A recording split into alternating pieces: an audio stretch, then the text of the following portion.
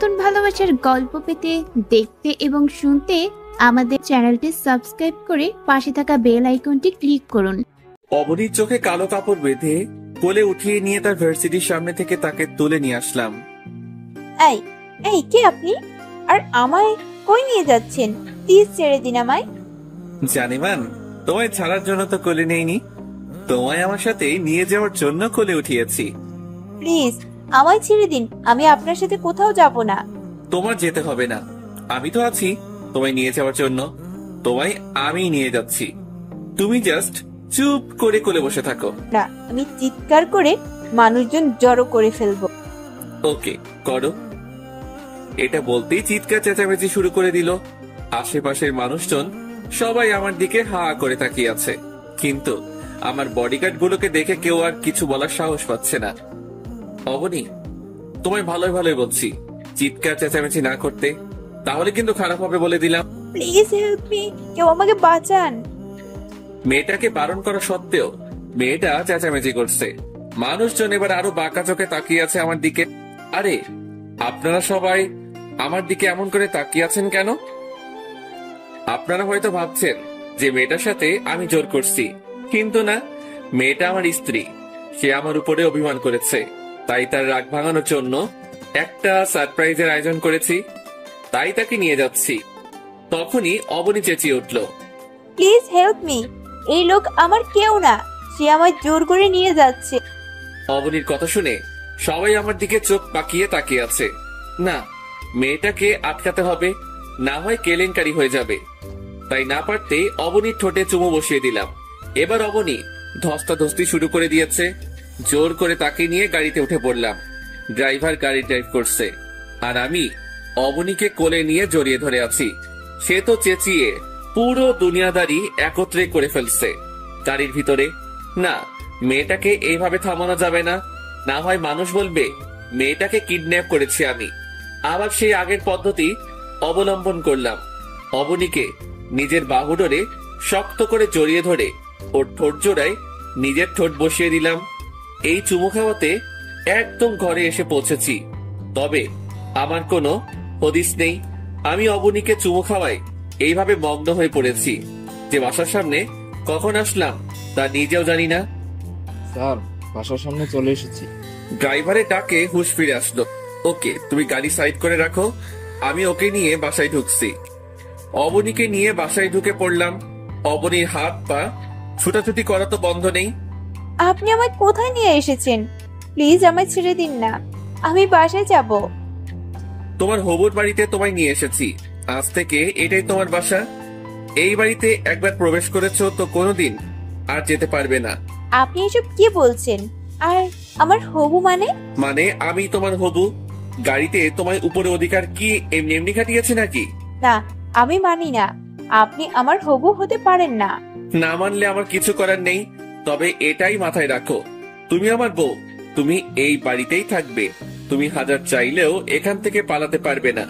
এবার আমি চললাম, আমার কাজ আছে। ও হ্যাঁ, তার আগে চোখের বাঁধনটা খুলে দেই। তারপর অবনীর চোখের বাঁধনটা খুলে দিলাম। তাকে কালো কাপড় বেঁধে এজন্য এনেছি, সে যেন পথ দেখতে না পারে। কারণ সে যদি পথ চিনে যায় তাহলে সে পালিয়ে চলে যেত। চোখ খুলে দেওয়ার পর সে অবাক দৃষ্টিতে আমার দিকে তাকিয়ে আছে। এই মেয়ে, কি দেখো এমন করে? আপনার চোখ দুটো আমার খুব পরিচিত। ও, এবার তাহলে থাকো, আমি কাজ শেষ করে আসি।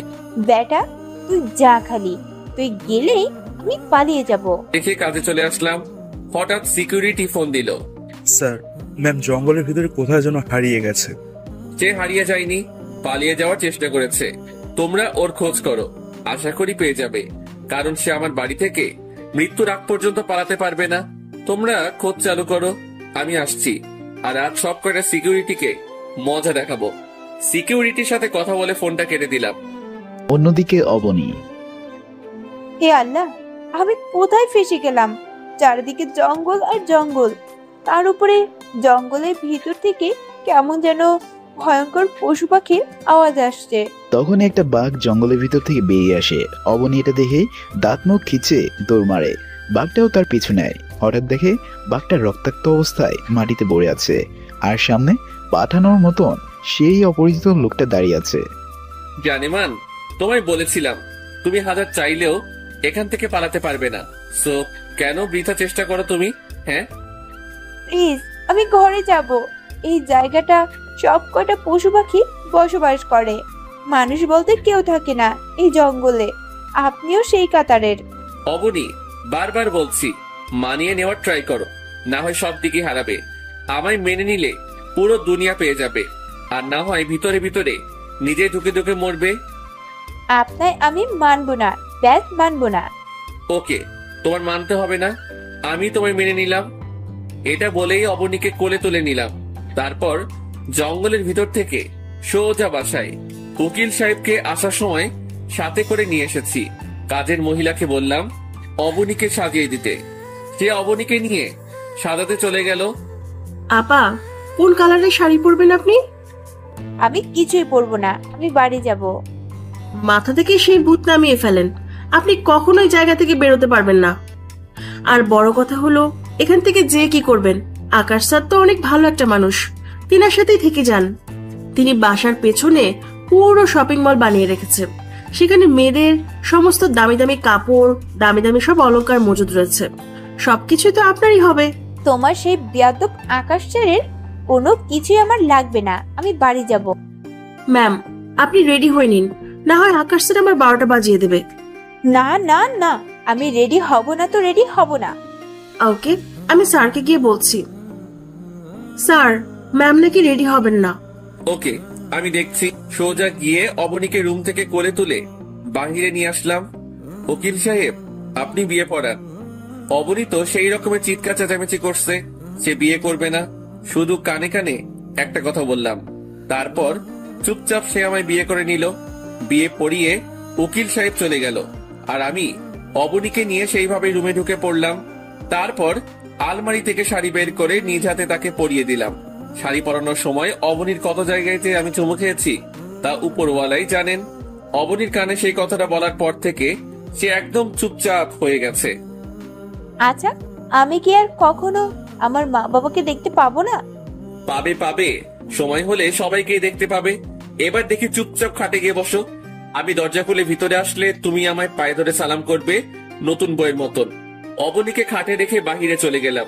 খুব খুশি লাগছে মনের ভিতরে, আমার খুব কষ্ট হচ্ছে। চোখের সামনে ভেসে বেড়াচ্ছে সেদিনের কথাগুলো, যেদিন জনসম্মুখে মাকে অপমান করে পাথর মারা হয়েছিল, আর মা সেই কষ্ট সহ্য করতে না পেরে সেখানেই দম ছেড়ে দেয়। এসব নিয়ে ভাবতেই নিজের অজান্তে কান্না করে দিলাম। তখনই কাজের মহিলা আপা আসলো। ভাইজান, আজ আপনার খুশির দিন, সেদিনের কথা মনে করে ভেঙে পড়লে চলবে। যান, ভেতরে যান, ম্যাম অপেক্ষা করছে। চোখ মুছে বাসর ঘরে ঢুকে পড়লাম। ঢুকে ভেবেছি হয়তো মেয়েটা আমার কথা মতন আমাকে সালাম করবে, কিন্তু না, সেই অবাধ্য মানুষের মতন খাটের উপরে বসে আছে। এটা দেখেই চরম রাগ উঠে গেল। সোজা গিয়ে ঝাঁপিয়ে পড়লাম অবনীর উপরে। মেয়েটা খুব চেঁচিয়েছিল, কিন্তু আমি মুখ চেপে ধরেছি। যা, এবার দেখি কত চেঁচাবি। এই জন্যই বলেছিলাম মেনে নিলেই সবকিছু সহজ হয়ে যাবে।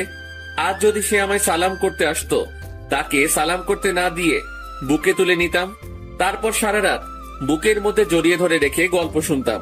হয়তো আবার মাঝে মধ্যে কপালে আলতো করে কয়েকটা চুমো দিতাম, কিন্তু সে শুনল না। তাই তার উপরে হিংস্রতা দেখালাম। অবনীকে ছেড়ে দিয়ে খাট থেকে উঠে এসে বারান্দায় দাঁড়িয়ে আছি। তখন একটা নাম্বার থেকে ফোন আসলো। স্যার, অবনের বাবা তো পুরো পাগল হয়ে গেছে। হ্যাঁ, সেটা তো হওয়ারই। তোমরা তার দিকে নজর রাখো, বাকিটা আমি দেখছি। কথা শেষ করে রুমে এসে দেখি অবনী সেইভাবে খাটের উপরে পড়ে আছে। শরীরের কাপড় চোপড় ঠিক নেই, তার উপরে ফুপিয়ে ফুপিয়ে কান্না করছে মেয়েটা। এটা দেখে খুব মায়া লেগে গেল। অবনীকে খাট থেকে তুলে নিয়ে ওয়াশরুমে চলে গেলাম। তারপর তাকে গোসল করিয়ে দিয়ে নতুন একটা শাড়ি পরিয়ে দিলাম। সে কিছুই বলছে না, বাকরুদ্ধ হয়ে আছে এক রকমের। তারপর তাকে কোলে করে নিয়ে ছাদে চলে গেলাম। ময়না পাখি, আমায় মাফ করে দিও। তুমি যদি আমার কথা শুনতে, তাহলে আজ এত কষ্ট পেতে হতো না। আচ্ছা থাক, যা হয়েছে হয়েছে, এবার সবকিছু ভুলে যাও। ছাদের উপরে বসে অনেকটা সময় একা একা বকবক করলাম। অবন্তী কোনো কথাই বলল না। তারপর তাকে নিয়ে নিচে নেমে গেলাম। নিচে গিয়ে শুয়ে পড়লাম অবনীকে নিয়ে। সকালবেলা ঘুম থেকে উঠে দেখি অবনী মাটিতে পড়ে আছে। অবাক হয়ে গেলাম অবনীর এই রূপ আচরণ দেখে। দামি খাট ফেলে রেখে মাটিতে কেন শুতে হবে তার? না, কোনো একটা ঘাপলা আছে। অবনীকে ডাক দিলাম, সে আমার ডাকের কোনো উত্তর দিল না, সেই রকম ভাবেই মাটিতে পড়ে আছে। অবনী বলে ওকে নাড়া দিতেই আমার চোখ জোড়া কপালে উঠে গেল। তার নাক মুখ দিয়ে রক্ত বের হচ্ছে। তার নাকের সামনে হাত দিয়ে দেখলাম শ্বাস নিচ্ছে কিনা, কিন্তু না, কোনো সারা শব্দ নেই। তার মানে কি অবনী সত্যি আমায় ছেড়ে চলে গেল? এত কিছু হয়তো অবনী সহ্য করতে পারিনি, তাই সে সুইসাইড করেছে। অবনীকে জড়িয়ে ধরে সজোরে এক চিৎকার করে উঠলাম, এই মেয়ে মারা গেলে আমার দুনিয়াদারি সমস্ত কিছুই শেষ। তখনই ঘুমটা ভেঙে গেল। আশেপাশে ভালো করে তাকিয়ে পরিস্থিতি বোঝার ট্রাই করলাম। সবকিছু তো ঠিকঠাকই আছে। তার মানে কি এতটা সময় আমি স্বপ্ন দেখলাম? পাশ থেকে অবনী আমার দিকে চোখ পাকিয়ে তাকিয়ে আছে। অবনী, তুমি ঠিক আছো তো? ঠিক আছে কিনা জানি না, তবে জীবিত আছি। অবনী, কি সব বলছো তুমি উল্টাপাল্টা? যা বলেছি ঠিকই বলেছি। গতকাল রাতেই তো আমায় মেরে ফেলেছেন। হায়নার মতন যখন আমার শরীরটাকে নিজের আয়ত্তে নিয়েছেন, তখনই তো আমার মৃত্যু হয়েছে। শুধু দেহটা দুনিয়ার লটকে আছে। চাপ নেই, দেহটাও কিছুদিনের মধ্যে 3.5 হাত মাটির নিচে গছে যাবে। অবনীর মুখে এমন ধারা কথা শুনে বুকের ভিতরে কেমন যেন ধুপধুপানি শুরু হয়ে গেল। জানি না কি আছে এই মেয়ের মাঝে। উদ্দেশ্য ছিল একরকম, কিন্তু আমি নিজের উদ্দেশ্য ছেড়ে মেয়েটার প্রতি দুর্বল হয়ে গেলাম। এক রাতের মধ্যেই মেয়েটা আমার মন কেড়ে নিয়েছে। না, ওর কিছু হতে দেওয়া যাবে না। সে রাজত্ব করবে আমার মনের সিংহাসনে। অবনী, অলক্ষণে কথা বলো না প্লিজ। মেয়েটাই যে আমি অলক্ষণে। অবনী, তুমি মোটেও অলক্ষণে না, আর তোমার কিছু হতে দিব না আমি। এটা বলেই অবনীকে নিজের বুকে টেনে নিলাম। একদম পাঁচকোল করে মেয়েটাকে জড়িয়ে ধরেছি। জড়িয়ে ধরে তার ঠোঁটে, কপালে, থুতনিতে পাগলের মতন চুমু খেতে আরম্ভ করলাম। সে চুপচাপ আমার বুকে পড়ে আছে। মনে হয় যেন তার মধ্যে কোনো মোহই নাই। সে যেন নিরামিষ প্রকৃতির একটা মানুষ। তৎক্ষণাৎ মনে পড়ল তার উপরে জোর খাটাচ্ছি আমি। নাকি একটা কথা জিজ্ঞেস করব? হ্যাঁ, করো। আপনার শরীরের ঘ্রাণ আমার খুব পরিচিত। কেন জানি মনে হয় আপনি আমার খুব কাছের কেউ। আর তাছাড়া আপনি আমার নামও জানেন। হয়তোবা তোমার কাছের কেউ, আর তোমায় উঠিয়ে নিয়ে এসেছি। তোমার নামটা আমি জানবো না, এমনটা কি করে হয়? লোকটার কথা শুনে নিজের উপরেই ঘৃণা হচ্ছে। লোকটা আমার শরীরে জোর খাটিয়ে সেই শরীরটাই যেন অপবিত্র মনে হচ্ছে এখন নিজের কাছে। কি হলো, কথা বলছো না যে? আপনার মতো নরপশুর সাথে কি কথা বলবো? মানুষ তো নন আপনি। মানুষ হলেই না কথা বলতাম। হ্যাঁ, ঠিকই বলেছো তুমি। আমি মানুষ না, আমি আস্ত একটা রক্তচোষা। তবে সবকিছুর পিছনে তোমার পরিবারেরও হাত আছে। তোমার বাবা আমায় মানুষ থেকে ভয়ঙ্কর হায়না বানিয়ে দিয়েছে। ফালতু কথা একদম বলবেন না। আমার বাবা নাম করা বিজনেসম্যান। আপনার মতন হায়নার সাথে আমার বাবার কোনো সম্পর্ক নেই। তিনি সৎ একজন ব্যবসায়ী। সৎ কি অসৎ তা সময় হলে জানতে পারবে। আর এখন এসব কথা ছাড়ো। চুপ করে রইলাম। এমন বাজে মানুষের সাথে মুখে লাগার ইচ্ছে আমারও নেই। হয়েছে, এবার ঘুমিয়ে পড়ো। আমি তোমায় জড়িয়ে ধরে আদর দিচ্ছি, দেখবে তোমার ঘুম চলে আসবে। কিছুই বললাম না আর, কারণ লোকটার জঘন্য আচরণকে তিনি আদর মনে করেন। এমন বিশ্রী চিন্তা ভাবনার মানুষের সাথে কি কথা বলার থাকে। আর চুপচাপ ঘুমিয়ে পড়লাম। সকালবেলা ঘুম থেকে উঠে দেখি অবনী বাচ্চাদের মতন করে ঘুমিয়ে আছে। ওর ঘুমন্ত চেহারাটা দেখে এতটা মায়া হচ্ছিল যে কি আর বলবো। আস্তে আস্তে ওর কানের সামনে মুখ নিয়ে গিয়ে ওকে ডাক দিলাম, অবনী উঠে পড়ো, সকাল হয়ে গেছে। সে মিটমিট করে চোখ খুলল। কপালে কয়েকটা চুমু এঁকে দিলাম, তার আদর দিয়ে দিয়েছি। এবার উঠে বসো, আমি তোমায় ফ্রেশ করানোর জন্য নিয়ে যাব। কেন, আমার কি হাত পা নেই নাকি? নাকি আমি প্রতিবন্ধী? না, তেমন কিছুই না। তবে আমি চাই না যে তোমার পা জমিনে পড়ুক। চুপচাপ উঠে বসে পড়লাম। লোকটার আদিক্ষেতা দেখে রাগে শরীর ফেটে যাচ্ছে, তবুও কিছু বললাম না, কারণ লোকটাকে হাজার বারণ করলেও সে আমার কথা শুনবে না। অবনীকে কোলে তুলে নিলাম। কাজের মহিলা এসে একটা শাড়ি দিয়ে গেল। অবনীকে কোলে করে নিয়েই ওয়াশরুমে চলে গেলাম। তারপর তাকে নিজেই গোসল করিয়ে দিলাম। গোসল করিয়ে দিয়ে টাওয়েল পরিয়ে দিয়ে কোলে করে নিজের রুমে নিয়ে আসলাম। মেয়েটা একদম চুপচাপ হয়েছিল, মনে হচ্ছিল যেন স্বামীর বাধ্য বউ। তারপর তাকে নিজের হাতে শাড়ি পরিয়ে দিলাম। যখন শাড়ির কুচি দিব তখন তার ধবধবে সাদা পেটের দিকে নজর যায়। হয়ে গেল ব্যাস, মাতাল হয়ে গেলাম। শাড়ির কুচি দেওয়া বাদ দিয়ে রেখে তার পেটের মধ্যে চুমু খেতে আরম্ভ করে দিলাম। মেয়েটা লজ্জায় চোখে হাত দিয়ে রেখেছে, কিন্তু আমার তো হুঁশ ঠিক নেই। কখনো কি শুনেছেন যে মাতালের হুঁশ ঠিক থাকে? আমারও তেমন ছিল না। আধা ঘন্টা তাকে চুমু খাওয়ায় কাটিয়ে দিলাম। আমার যেন মনই ভরছে না। নাভিতেও আলতো করে কয়েকবার চুমু খেয়েছি। একদম পুরোপুরি হারিয়ে গেলাম নেশার রাজ্যে। তখনই অবনী কথায় হুঁশ ফিরে আসে। জোর করে যখন তুলে এনেছেন তাহলে যেতে তো আর দিবেন না, আপনার কাছেই তো রেখে দিবেন আমায়। তাহলে একবার এত চুমু খাওয়ার মানেটা কি? অবনীর কথা শুনে 3000 ভোল্টের একটা শক খেলাম। আরে অবনী, এটা বললোটা কি? অবনী, তুমি কি বলছো? তুমি নিজে জানো? জানবো না কেন? এতটা সময় কোনো কিছুর মোহে আটকে থাকা ঠিক না। তার মানে তুমি বলতে চাইছো জিনিস একটা যখন কিনেছি সেটাকে একবারে খরচ না করতে, ধীরে ধীরে ব্যবহার করতে? কই, আমি এটা কখন বললাম? এটা না বললেও তোমার কথার মানেটা এমন যে তোমায় ঘন্টাখানিক নিজের কাছে আটকে না রেখে মাঝে মাঝে কাছে টানার জন্য। না, আমার কথার মানে মোটেও এমন না। আপনার বিকৃত মস্তিষ্ক অন্যভাবে কথাটাকে ধারণ করেছে। আমার মস্তিষ্কটা বিকৃত হলেও কথা ধারণ করার শক্তিতে আছে আমার। থাক, আমার যা বোঝা সেটা আমি বুঝে নিয়েছি। এখন রাখো এসব কথা। অবনী চুপ হয়ে গেল। আমি অবনী শাড়ির কুচি ঠিক করে দিয়ে আবার কোলে তুলে নিলাম। আবার কেন কোলে নিলেন আমায়? নাস্তা খাওয়ানোর জন্য। কাজের মহিলা আপার নিচে নাস্তা লাগিয়েছে, তাই কোলে নিয়েছি তোমায়। আমি তো নিজেই হেঁটে যেতে পারবো। সেটার আর দরকার নেই। নিজে নিজে যেতে গিয়ে সিঁড়ি থেকে পড়ে গেলে ক্ষতটা আমারই। খাটাস লোকটার কথা শুনে নিজের অজান্তেই হেসে দিলাম। লোকটার এমন ধারা আচরণ দেখে মনে হলো সে যদি আমায় এভাবে জোর করে তুলে না এনে সবার সম্মতি নিয়ে আমায় বিয়ে করে নিজের বউয়ের বানাতো, তাহলে হয়তো দুনিয়ার মধ্যে সবচাইতে রোমান্টিক বরটা আমার হতো। অবনীকে কোলে করে নিচে নিয়ে এলাম। তারপর তাকে নিজের হাতে খাইয়ে দিলাম। তাকে খাইয়ে দিয়ে নিজেও খেয়ে নিলাম।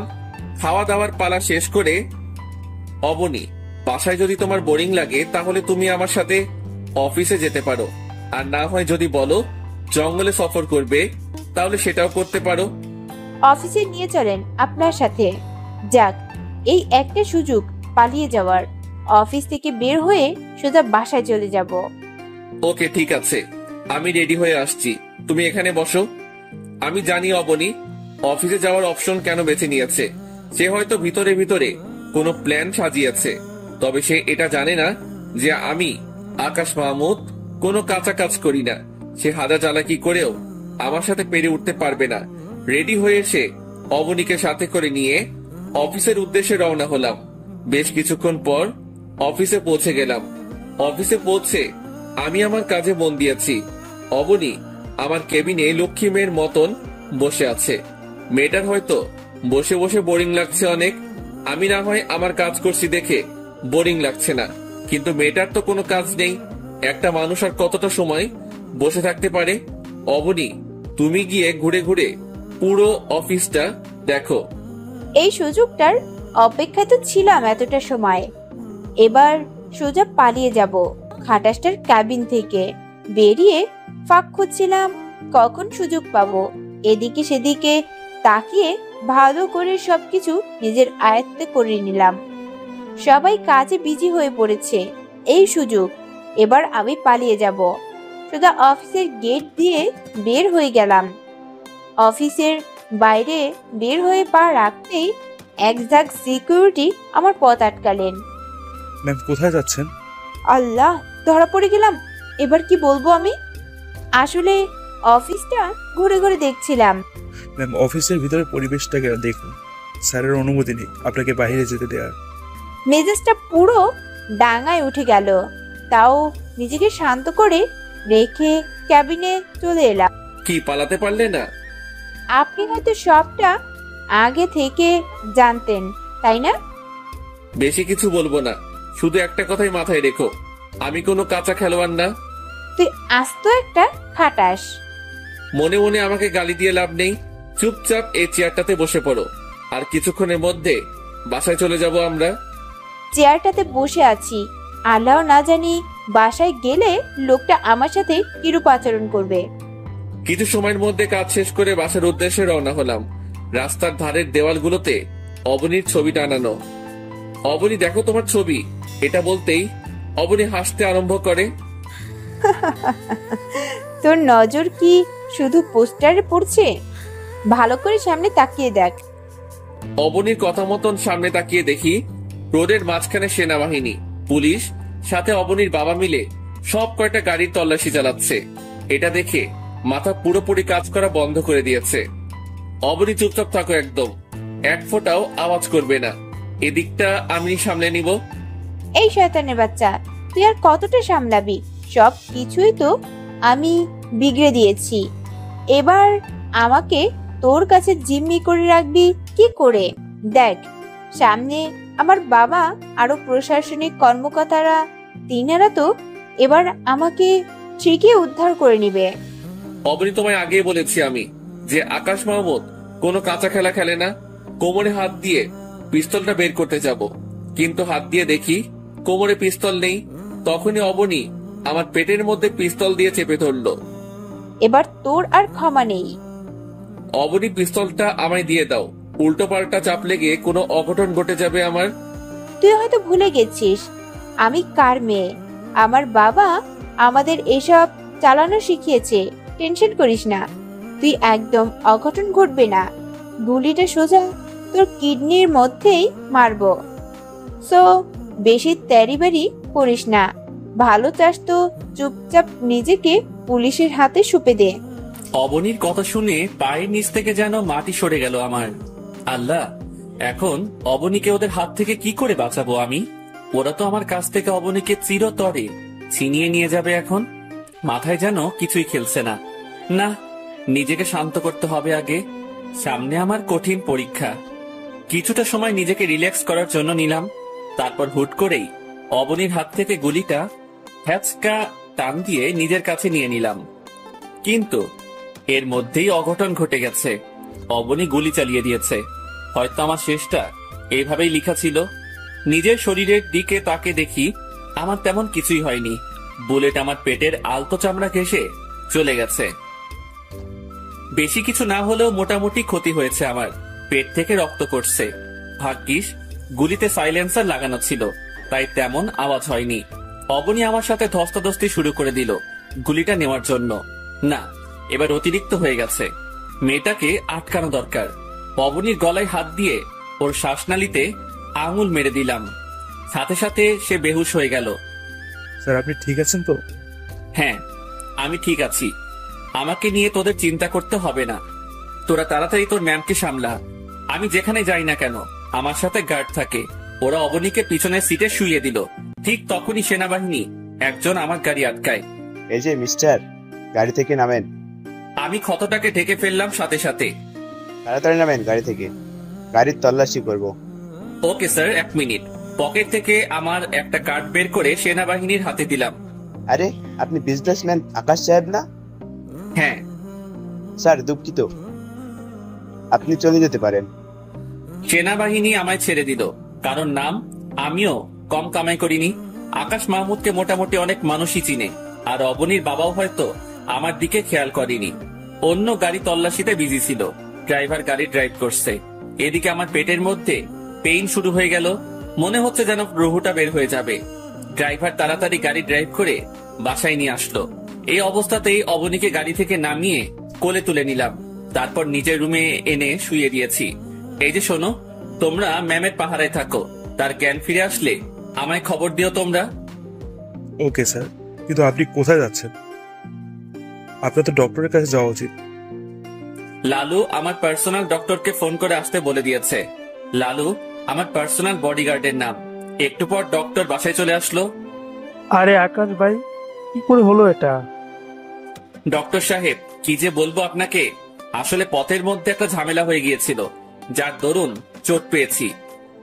আকাশ ভাই, আপনিও না একটু সাবধানে থাকবেন তো নাকি? এভাবে চলতে থাকলে তো আপনার 12টা বেজে যাবে। আজ পর্যন্ত এমন কোনো পেশেন্ট নেই আমি দেখিনি আপনার মতন, যে মাসে কম করে হলেও 3-4 বার আমার সাথে সাক্ষাৎ করে। কি করবে ডাক্তার সাহেব, খোদা যে আপনার সাথে বারবার দেখা হবে সেটা লিখে রেখেছেন।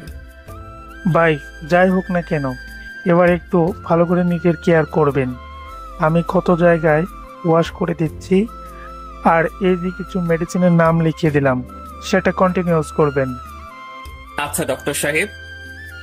এবার তাহলে আমি চললাম। ডক্টর সাহেব চলে গেলেন।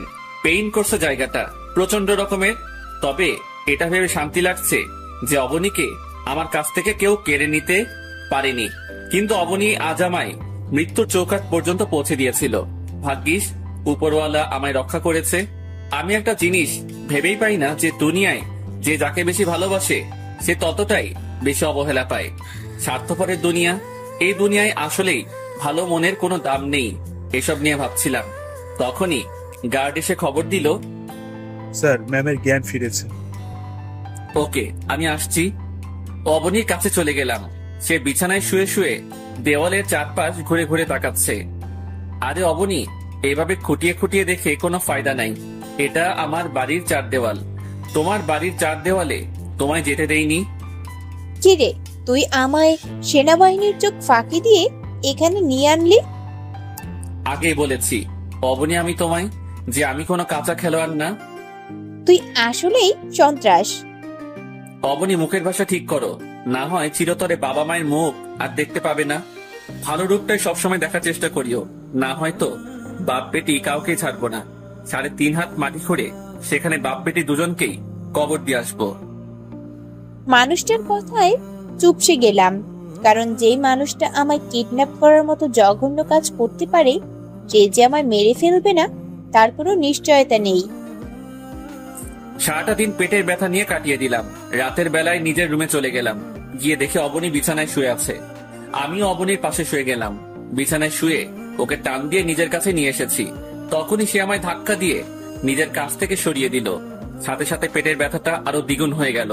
পেটের দিকে খেয়াল করে দেখি পেট থেকে চুইয়ে চুইয়ে রক্ত পড়ছে।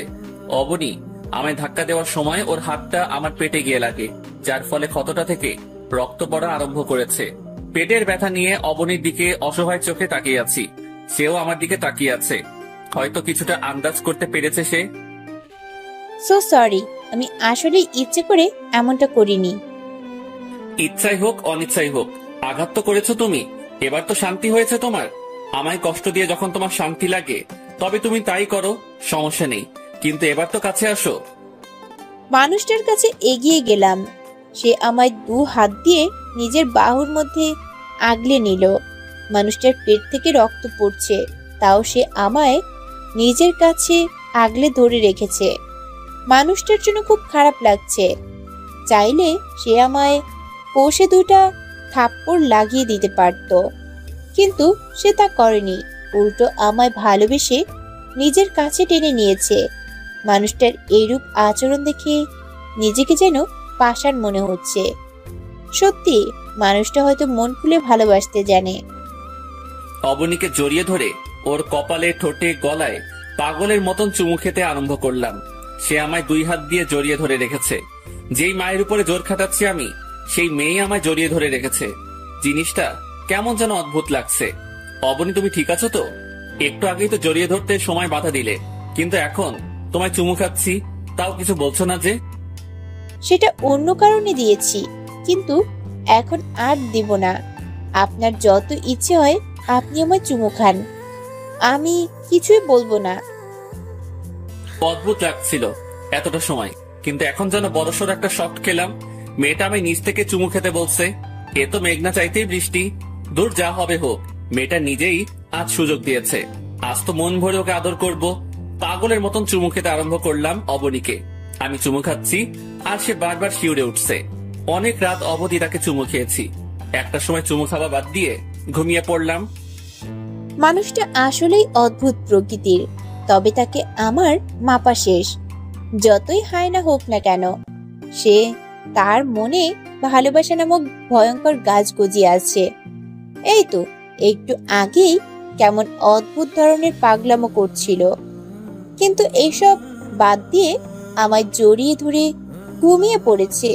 মানুষটার নিঃশ্বাসগুলো সোজা আমার বুকের উড়ুর মধ্যে এসে পড়ছিল। কেমন বাচ্চাদের মতন করে ঘুমিয়ে আছে মানুষটা। ইস, দেখেই কেমন যেন লোভ হচ্ছে। ইচ্ছে করছে মানুষটার কপালে একটা চুমো এঁকে দিতে। ইচ্ছে করছে মানুষটার লম্বা লম্বা চুলগুলো হাত দিয়ে আউলে দিতে। কেমন যেন এক ধরনের একটা নেশা কাজ করছে। মানুষটাকে নিয়ে ভাবতে ভাবতে গভীর রাত হয়ে গেল। হঠাৎ এই মনে পড়ল মানুষটার পেট থেকে রক্ত পড়ছিল। আল্লাহ, এতটা মন ভোলা কি করে হলাম আমি? তাড়াতাড়ি করে মানুষটার পেট থেকে কাপড়টা সরিয়ে ফেললাম। এখনো রক্ত চুয়ে চুয়ে পড়ছে। শাড়ির আঁচল দিয়ে মানুষটার সেই ক্ষতটাতে আলতো করে চেপে ধরে রেখেছি। কিছুক্ষণ পর রক্ত পড়া বন্ধ হয়ে গেল। কেমন যেন টেনশন মুক্ত লাগছে নিজেকে। কিন্তু কি কারণে মানুষটার জন্য এতটা টেনশন করছি আমি, তার উত্তর আমার কাছে জানা নেই। আপাতত জানতেও চাই না, কারণ বেশি ঘাটাঘাটি করলে এই ভালো লাগার মুহূর্তটাকে কোনো এক কালো মেঘ এসে ঢেকে দিয়ে যাবে। তাই আর বেশি কিছু না ভেবে মানুষটাকে জড়িয়ে ধরে ঘুমিয়ে পড়লাম। হঠাৎই কারোর শরীরের স্পর্শ লেগে ঘুমটা ভেঙে গেল। চোখ মেলে তাকানোর চেষ্টা করলাম, কিন্তু চোখ মেলতে পারছি না। চোখ জোড়া আগুনের মতন গরম হয়ে আছে, মাথাটাও প্রচন্ড ধরেছে। আমি শিওর আমার জ্বর আসতে চলেছে। চুপচাপ সেভাবে ঘুমিয়ে পড়লাম। হঠাৎ মুখের মধ্যে পানির ছিটা পড়ায় ঘুমটা ভেঙে গেল। চোখ মেলে তাকিয়ে দেখি অবনী আমার মাথায় জলপট্টি দিচ্ছে। বুঝতে বাকি রইল না যে আমার জ্বর এসেছে, কিন্তু অবনীর এইরূপ আচরণ দেখে খুবই অবাক হলাম। অবনী, তুমি ঘুমাওনি? আপনার শরীরে কি ভয়ঙ্কর রকমের জ্বর? আপনাকে এভাবে ফেলে রেখে আমি ঘুমাবো, সেটা ভাবলেন কি করে? অবনীর কথা শুনে শরীরটা কাঁপা দিয়ে উঠল। এটাই কি সেই অবনী যাকে আমি জোর করে তুলে এনেছিলাম? এই যে কিছু বলছেন না যে? আরে পাগলি, এত টেনশন করছো কেন? জানি না কেন এত টেনশন করছি, তবে আমার খুব টেনশন হচ্ছে। আরে পাগলি মেয়ে, টেনশন করিও না, আর আমার কাছে আসো। আমি জানি আমার জ্বর কি করলে সেরে যাবে।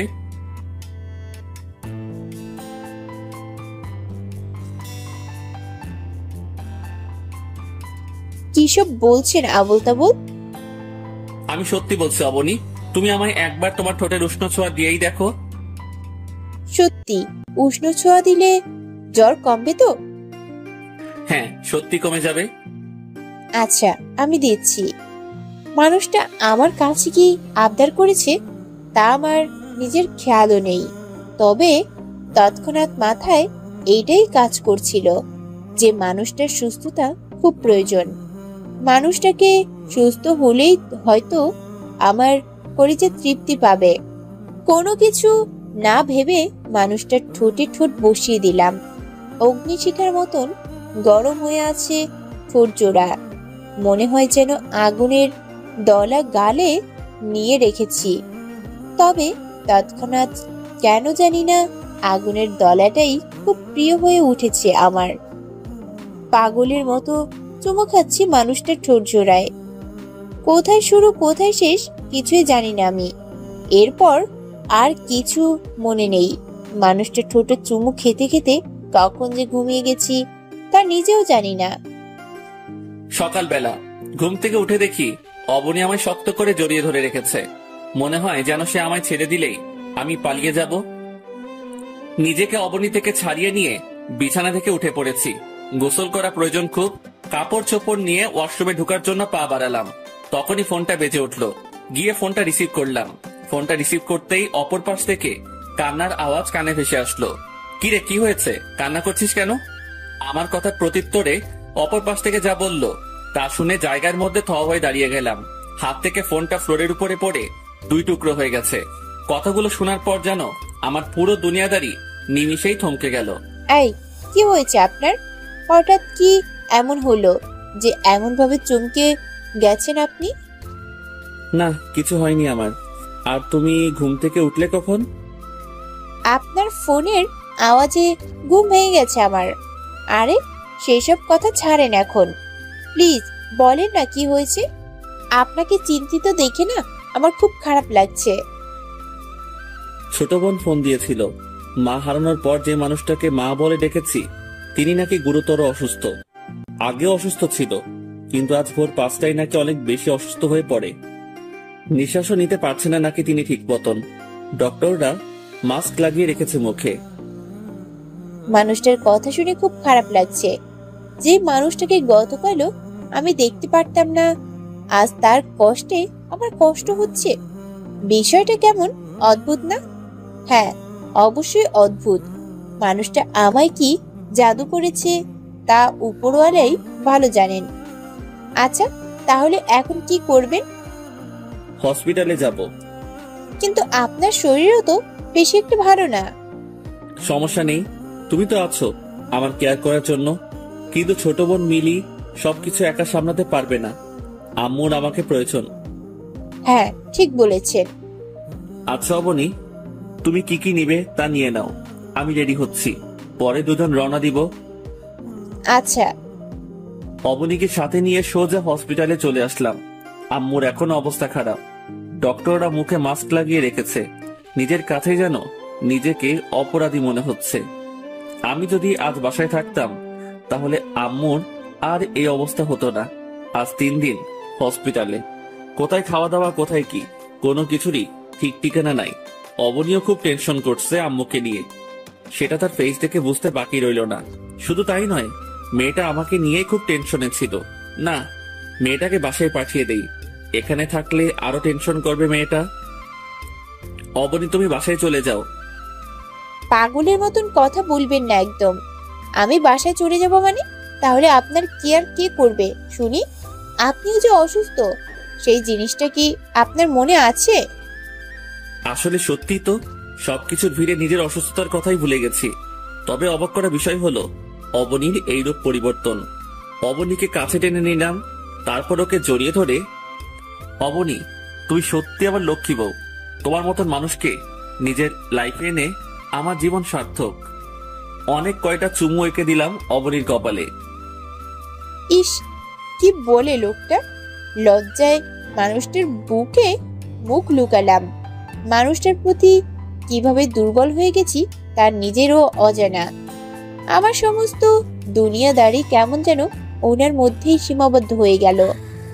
মানুষটা আমার মনকে কিভাবে পরিবর্তন করে দিয়েছে তা আল্লাহ ভালো জানেন। তবে খুবই অবাক লাগছে একটা জিনিস ভেবে নিজের কাছে। হসপিটালে আসার পর পদে পদে আমি পালিয়ে যাওয়ার সুযোগ পেয়েছি, কিন্তু তারপরেও আমি পালিয়ে না গিয়ে রয়ে গেলাম কেন? লাইফের মোর কোন দিকে পাল্টে খেতে চলেছে কিছুই তো বুঝে আসছে না। তবু এটুকু জানি যে ভয়ঙ্কর কিছু একটা হতে চলেছে লাইফের সাথে। এই যে আমার লজ্জাবতী বউ, হসপিটালে এভাবে এতটা সময় জড়িয়ে ধরে থাকলে মানুষজন সব কাজ ফেলে রেখে আমাদের দিকে তাকিয়ে থাকবে। লজ্জার মাত্রাটা আরো যেন বেড়ে গেল। সাথে সাথে ওনাকে ছেড়ে দিয়ে কাপড়ে মুখ লুকিয়ে ফেললাম। আচ্ছা হয়েছে, থাক, আর লজ্জা পেতে হবে না। চলো দেখি আম্মুর কি অবস্থা। ডক্টর তো রাউন্ডে ঢুকেছে। তখনই মিলি এসে বলল, ভাইয়া আম্মুর অবস্থা আগের থেকে একটু ভালো হয়েছে, তুমি কেবিনে চলো। আচ্ছা চলো। আম্মুর কেবিনে গেলাম। গিয়ে দেখি আম্মু অন্যদিকে মুখ ঘুরিয়ে রেখেছে। মিলিও আমার সাথে কেমন যেন গা ছাড়া ছাড়া ভাব নিয়ে রয়েছে। বিষয়টা কি কিছুই তো মাথায় আসছে না। আম্মু কেমন লাগছে এখন তোমার? আম্মুর কোনো কথা নাই। আম্মু কি হলো, কথা বলছো না যে? আম্মুর হাতটা আলতো করে ধরলাম। তখনই তিনি ঝাটকা দিয়ে আমার থেকে নিজের হাত ছাড়িয়ে নিল। আম্মুর এমন কাণ্ড দেখে তো পুরা থ। তোর সাথে কি আর কথা বলবো, বলার মতো মুখ তো নেই আমাদের। মানে কি আম্মু? মানে কি বুঝিস না? সত্যি আমি বুঝতেছি না। একা একা বিয়ে করে নিয়েছিস, আমাদের বললে কি আমরা তোর বিয়ে দিতাম না? ও আম্মু, সেই কথা তোর আগে বলবা না। আম্মু, বিয়ে তো শুধু কাগজে কলমে হয়েছে, আর তোমাদেরকে বলার সুযোগ এই জন্যই হয়নি, কারণ খুব তাড়াহুড়োয় বিয়েটা করেছি আম্মু। পরিস্থিতি ছিল না কাউকে জানানোর মতন। বাবা, কি সুন্দর কথা, আমাদেরও জানানোর মতো সময়টা ছিল না, তাই না? আম্মু, তুমি রাগ করছো কেন? প্লিজ রাগ করিও না। আচ্ছা, তোমায় না জানানোর আসল কারণটা বলি। আম্মুর কানের সামনে মুখ নিয়ে ধীরে ধীরে কিছু কথা বললাম। আমার মুখ থেকে কথাগুলো শোনার পর অবনীর দিকে হা করে তাকিয়ে আছে আম্মু। আম্মু, কি হলো? এভাবে চুপচাপ হয়ে আছো যে? বৌমাকে কিছু বলো। বৌমা, তুই আসলেই প্রমাণ করে দিলি যে আবর্জনার স্তূপেও স্বর্ণ পাওয়া যায়, আর তুই সেই স্বর্ণের টুকরো। উনি কি বলছেন এসব? মাথায় তো কিছুই কাজ করছে না। কিসব আবর্জনা, তারপর স্বর্ণের টুকরোর কথা বলছেন তিনি? আমার কথার মানেটা তুই এখন বুঝবি না মা। আয়, আমার কাছে আয়। ওনার কাছে যেতেই উনি আমার কপালে একটা চুমু এঁকে দিল। শোন বৌমা, আমার ছেলেটাকে কিন্তু একদম কষ্ট দিবি না। আমার ছেলেটা যদি কোনো কারণে কষ্ট পায়, তাহলে মনে রাখিস সেই ছেলের মায়ের অভিশাপ তোর জন্য বরাদ্দ থাকবে। মানুষটার কথার প্রত্যুত্তরে কিছুই বলতে পারলাম না। আর কি বা বলবো, বিয়েটা তো সুস্থভাবে হয়নি যে মানুষটাকে নিয়ে সারা জীবন সুখী থাকার প্ল্যান করব। আচ্ছা আম্মু, বাদ দাও এখন ওসব কথা। আমি জানি অবনী আমাকে কখনোই কষ্ট দিবে না। না দিলেই হলো। আচ্ছা আম্মু, আমি ডক্টরের সাথে কথা বলে তোমায় বাসায় নিয়ে যাওয়ার ব্যবস্থা করছি। তারপর ডক্টরের সাথে কথা বলে আম্মুকে বাসায় নিয়ে আসলাম। বাসায় সমস্ত সবকিছুর ব্যবস্থা করেছি আম্মুর। নার্স দুইজনকে আম্মুর দেখাশোনার জন্য বাসায় নিয়ে আসলাম। আর এটা আমার শহরের বাসা। অবনীকে নিয়ে যে বাড়িতে গিয়েছিলাম সেটা আমার ফার্ম হাউস, তবে শহরেই থাকি আমি সব সময়। বাসায় এসে আম্মুকে ওনার রুমে দিয়ে আসলাম। তবে একটা জিনিস ভালো করে লক্ষ্য করলাম যে মিলি এখনো গা ছাড়া ছাড়া ভাব দেখাচ্ছে। মিলি, তুই কি আমার উপরে রেগে আছিস? ভাইয়া, তোর বিয়ে নিয়ে কতটা স্বপ্ন ছিল আমার, কিন্তু সবটাই মাটি, তাই একটু খারাপ লাগছে। আরে বোন আমার, মন খারাপ করিস না। তোর স্বপ্ন ছিল আমার বিয়ে নিয়ে, আমি তার থেকে বড় করে বিয়ের ফাংশন করব আমার। শুধু একটুখানি সময় দে আমাকে। সত্যি তো? হ্যাঁ সত্যি। ওকে, তাহলে এখন আর মন খারাপ করে থাকলাম না। পাগলি বোন আমার। আচ্ছা, তোরা তোর ভাবিকে নিয়ে থাক, আমি একটু অফিসে যাব, জরুরি মিটিং আছে। আম্মুর দিকে খেয়াল রাখিস। আচ্ছা। হাত মুখ ধুয়ে অফিসে যেতে ধরলাম, তখনই পিছন থেকে অবনী এসে আমার শার্ট খামচে ধরে। এই যে, আমায় রেখে কোথায় যাচ্ছেন? অফিসে যাব, জরুরি একটা মিটিং আছে। আমাকেও নিয়ে যান আপনার সাথে। আমার আপনাকে ছাড়া একা একা থাকতে ভালো লাগবে না। আরে আমার দুষ্টু বউটা রে, আমি জরুরি মিটিং এ যাব, সেখানে গিয়ে তোমার একা একা বসে থাকতে হবে। সো সেখানে গিয়ে বরং আরো বোরিং হবে তুমি। আজ যেও না অফিসে, আম্মুদের সাথেই থাকো। অন্য একদিন না হয় যেও আমার সাথে। আচ্ছা। অবনীর কপালে একটা চুমু পেয়ে অফিসের জন্য রওনা হয়ে গেলাম। ড্রাইভার গাড়ি ড্রাইভ করছে, এই তো পথে রয়েছি। তখনই অবনীর কথা মনে পড়ে। মেয়েটা কেমন পরিবর্তন হয়ে গেল। যেই মেয়ে আমার সহ্য করতে পারতো না, সে আজ এসে আমার শার্ট খামচে ধরে। দুনিয়ার সব রোমান্টিক কাজ কারবার করে। এই পরিবর্তনটা কি সত্যি তার মনের পরিবর্তন না? এটা তার কোনো পাতানো ফাঁদ।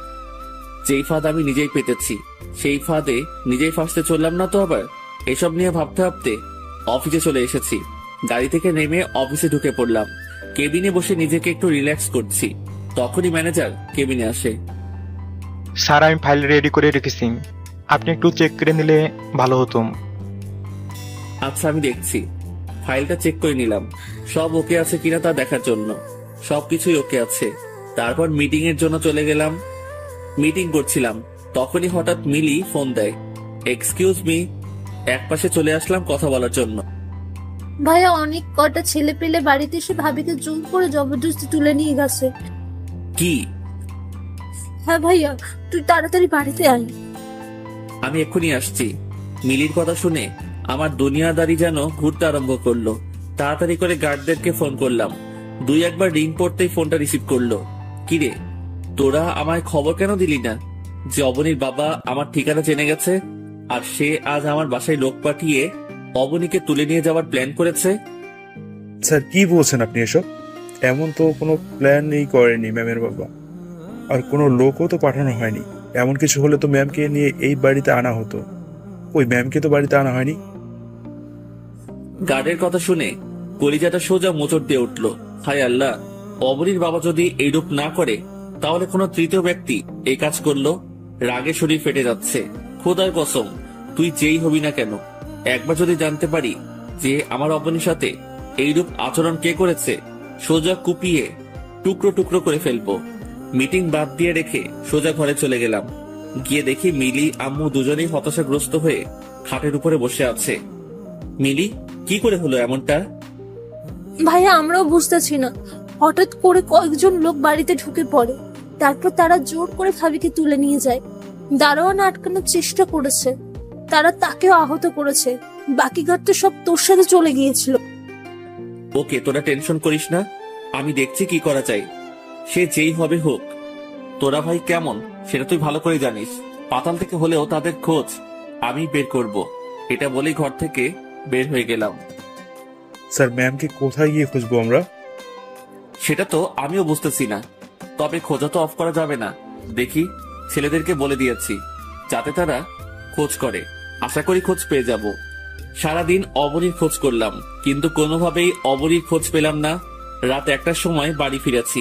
এমন কোনো অলিগলি নাই যে অবনীর খোঁজ করি নাই, কিন্তু অবনীর খোঁজ পাইনি। মাথা তো পুরো জ্যাম হয়ে আছে। আল্লাহ, তুমি আমার অবনীকে রক্ষা করো। ওর যদি কিছু হয়ে যায় তাহলে আমি নিজেকে ঠিক রাখতে পারবো না। মেয়েটাই যে আমার পুরো দুনিয়াদারি দখল করে নিয়েছে। ছোট বোন মিলি এসে জিজ্ঞেস করলো, ভাইয়া ভাবির খোঁজ পেয়েছিস কোনো? মুখটা মলিন করে রেখেছি। সে আমার মুখের ভাব ভঙ্গিমা দেখে বুঝে নিল। ভাইয়া তুই টেনশন করিস না, দেখবি ভাবির খোঁজ ঠিক পেয়ে যাবি। আর যে এই রূপটা করেছে তাকে তুই একদম ছাড়বি না। মিলি, তাকে দুনিয়াতেই রাখবো না আমি। কার ওয়াইফের সাথে এই রূপটা করেছে তারা হয়তো জানে না। মায়ের দুধ মুখে দিয়ে বের করবো তাদের আমি। মিলি চলে গেল।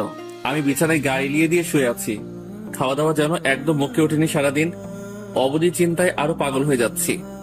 অবনী কিভাবে আছে, কোন হালতে আছে, তারা যদি আমার কলিজাটার কোনো ক্ষতি করে দেয়।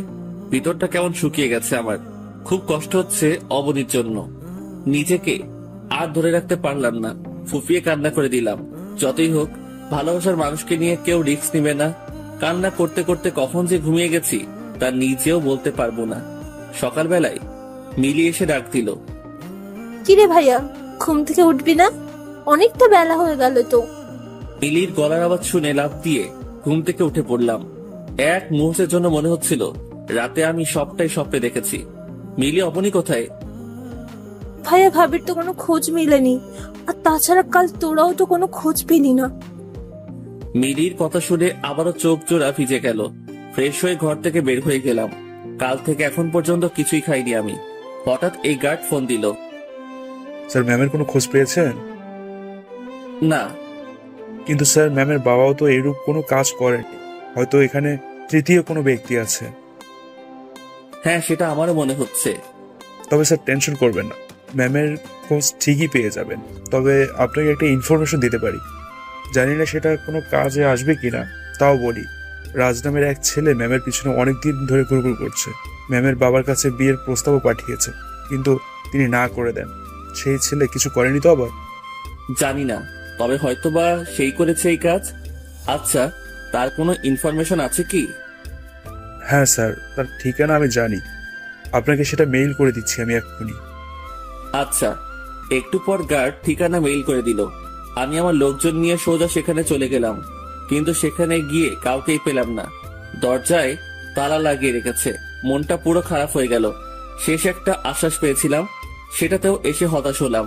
বাড়ি ফিরে চলে আসলাম হতাশা নিয়ে। হঠাৎই একটা অপরিচিত নাম্বার থেকে ফোন আসলো। ফোনটা রিসিভ করতেই, দেখ আকাশ, তোর সাথে আমার কোনো কিছুই নেই। অবনীকে আমার অনেক আগে থেকেই ভালো লাগতো, কিন্তু তুই হুট করে তাকে বিয়ে করে বসলি, তাই তাকে জোর করে এভাবে তুলে আনতে হলো। অবনীর নাম শুনে ভিতরটা মোচড় দিয়ে উঠলো। কে তুই? আর আমার অবনী কোথায়? আমি যে হই না কেন তা দিয়ে তোর কাজ নেই, আর অবনী আমার কাছে ভালোই আছে। দেখ, মাঝে তুই হুট করে অবনীর জীবনে চলে এসেছিস, না হয় তাকেই আমি বিয়ে করতাম। সো ভালোই ভালো বলছি যে অবনীর জীবন থেকে সরে যা, না হয় কিন্তু অবনীর লাশ দেখতে পাবি। কুত্তার বাচ্চা, আমার অবনীর যদি কিছু হয় তাহলে তোর জীবন রীতিটা আমি টেনে নিব। তুই যেখানে থাকিস না কেন খুঁজে বের করে তোর শরীরটা জীবিত অবস্থায় মাটির নিচে পুঁতে দিব। আরে যা যা, যা পারিস গিয়ে কর। কই, আজ তো আমার খোঁজ করতে আমার বাসায় গিয়েছিলি, কিন্তু আমার খোঁজ তো পেলি না। হ্যাঁ পাইনি, কিন্তু তোর খোঁজ ঠিকই বের করে ফেলবো। সে আশা নিয়ে বসে থাক, কখনো আমার খোঁজ পাবি না তুই। খুব বড় বড় কথা বলছিস তুই, কিন্তু একটা কথা মাথায় রাখিস, চোর চুরি করলে কোনো একটা নিশানা ছেড়ে যায়। সেটা হয়তো এখন আমার হাতে লাগেনি, যেদিন লাগবে ধরে নে সেদিনই তুই জমের বাড়ি চলে যাবি। আরে যা পারিস কর গিয়ে, এখন রাখলাম বলেই ফোন কেটে দিল। কে হতে পারে এই ছেলে? শান্ত মাথায় ভাবতে লাগলাম।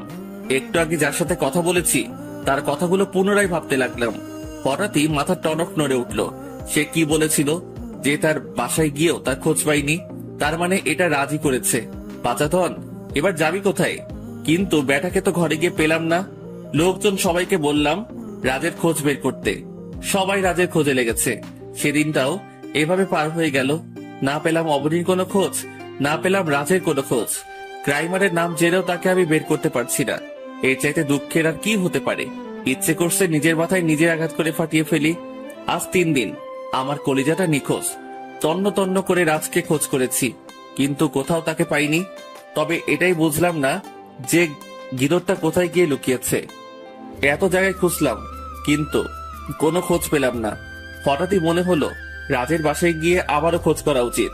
হয়তো তার বাসায় গেলেই তার কোনো খবর পাওয়া যাবে। এই তোরা সবাই আবার আমার সাথে রাজের বাসায় চল। স্যার, সেখানে না একবার গিয়েছি আমরা? হ্যাঁ, কিন্তু আমার মন বলছে সেখানে গেলেই হয়তো কোনো একটা কিছু পেয়ে যাব। তারপর লোকজন নিয়ে আবারও রাজের বাসায় রওনা হলাম। সেইম ভাবে দরজায় সেই আগের মতোই তালা মারা। স্যার, ঘর তো আগের ন্যায়ই তালা মারা। কোনো কথা না বলে চুপচাপ দাঁড়িয়ে চারপাশটা দেখতে লাগলাম। খুঁটে খুঁটে বাসার আশেপাশে দেখছি ভালো করে। হঠাৎই চোখে পড়লে ঘরের পিছনে একটা দরজা। ধীরে ধীরে সেই দিকে এগিয়ে গেলাম, কিন্তু সেখানে গিয়েও হতাশ হলাম। এই দরজাতেও তালা লাগানো। স্যার, আমার মনে হচ্ছে এখানে কিছু নেই, আমাদের চলে যাওয়া উচিত। কিন্তু আমার মন যে বলছে এই বাড়িতেই কোনো রহস্য লুকিয়ে আছে। স্যার, দরজায় তালা মারা, তাহলে ভিতরে কিভাবে রহস্য লুকিয়ে থাকবে? আচ্ছা চলো, এখান থেকে যাওয়া উচিত। এখানে হয়তো কোনো কিছু নেই।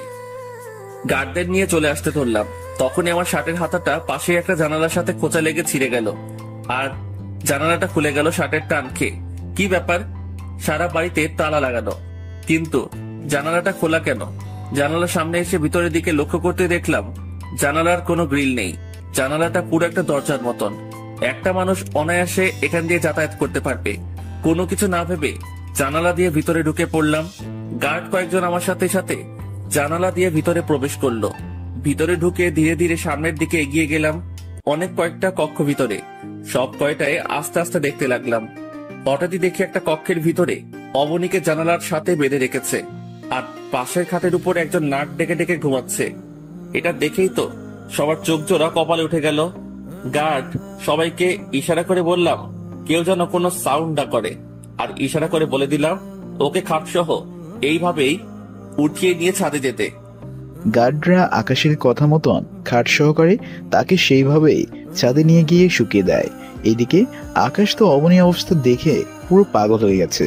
মেয়েটা বেহুশের মতন হয়ে পড়ে আছে খাটের কাছে। অবনী, এই অবনী। 2-1 বার ডাক দিতেই অবনী চোখ খুলল। অবনী চোখ খুলে আকাশকে দেখতে পেয়ে ঝাপটে জড়িয়ে ধরে কান্না করে দেয়। আপনি এসেছেন? এই রাজ আমায় জোর করে এইখানে এনে বেঁধে রেখেছে। আজ 3 দিন ভালো করে কোনো কানাবিনা দেয়নি, এভাবেই বেঁধে রেখেছে। অবনীর কথা শুনে মেজাজটা পুরো চটে গেল। জানোয়ারের বাচ্চা রাজ, তোকে তো আজ আমি শেষ করে ফেলবো। কলিজা, তুমি একদম চিন্তাই করো না, আমি বেটাকে আর জন্মে শিক্ষা দিয়ে ছাড়বো। অবনীকে কোলে তুলে নিলাম, ওকে কোলে নিয়ে ছাদে চলে গেলাম। ছাদে গিয়ে দেখি রাজকে গার্ডরা নিয়ে এনে ছাদে শুয়ে রেখেছে। অবনীকে আস্তে করে মাটিতে নামিয়ে দিয়ে সোজা গিয়ে খাটের মধ্যে সজোরে এক লাথি মারলাম। লাথির চোটে রাজ সোজা গিয়ে মাটির উপরে আছড়ে পড়ল। সাথে সাথে তার ঘুমটা ভেঙে যায়। এই কে কে? তোর জম। এই তোরা বেটাকে দড়ি দিয়ে বাঁধ, আর নিচে গিয়ে দেখ কিচেন রুমে কোনো ছুরি টুরি আছে কিনা। গার্ডরা রাজকে দড়ি দিয়ে বেঁধে ফেলে, তারপর কিচেন রুম থেকে একটা ছুরি এনে আকাশের হাতে দেয়। এবার কই যাবি কুত্তার বাচ্চা? আমার কলিজার দিকে কুনজর দিয়েছিস তুই। তোকে তো আজ কি যে করব। ছুরিটা নিয়ে উল্টো করে ডাট দিয়ে রাজের মাথায় সজোরে এক বাড়ি মারলাম। রাজ দেখি স্টিলে বসে আছে। না, তোকে এইভাবে না। কোন হাত দিয়ে আমার কলিজার গায়ে হাত দিয়েছিস? তুই তাহলে আকাশ? দেখ আকাশ, তুই কিন্তু জানিস না আমি কে। ভালোই ভালো বলছিস ছেড়ে দে আমাকে, না হয় কিন্তু অবনী আর তোকে সোজা শেষ করে দিব। তুই জানিস না যে আমার ছেলেপেলেরা কতটা ভয়ঙ্কর। জানোরে বাচ্চা, আমাকে ভয় দেখাস? আগে নিচে বেঁচে থাকিস কিনা সেটা দেখ।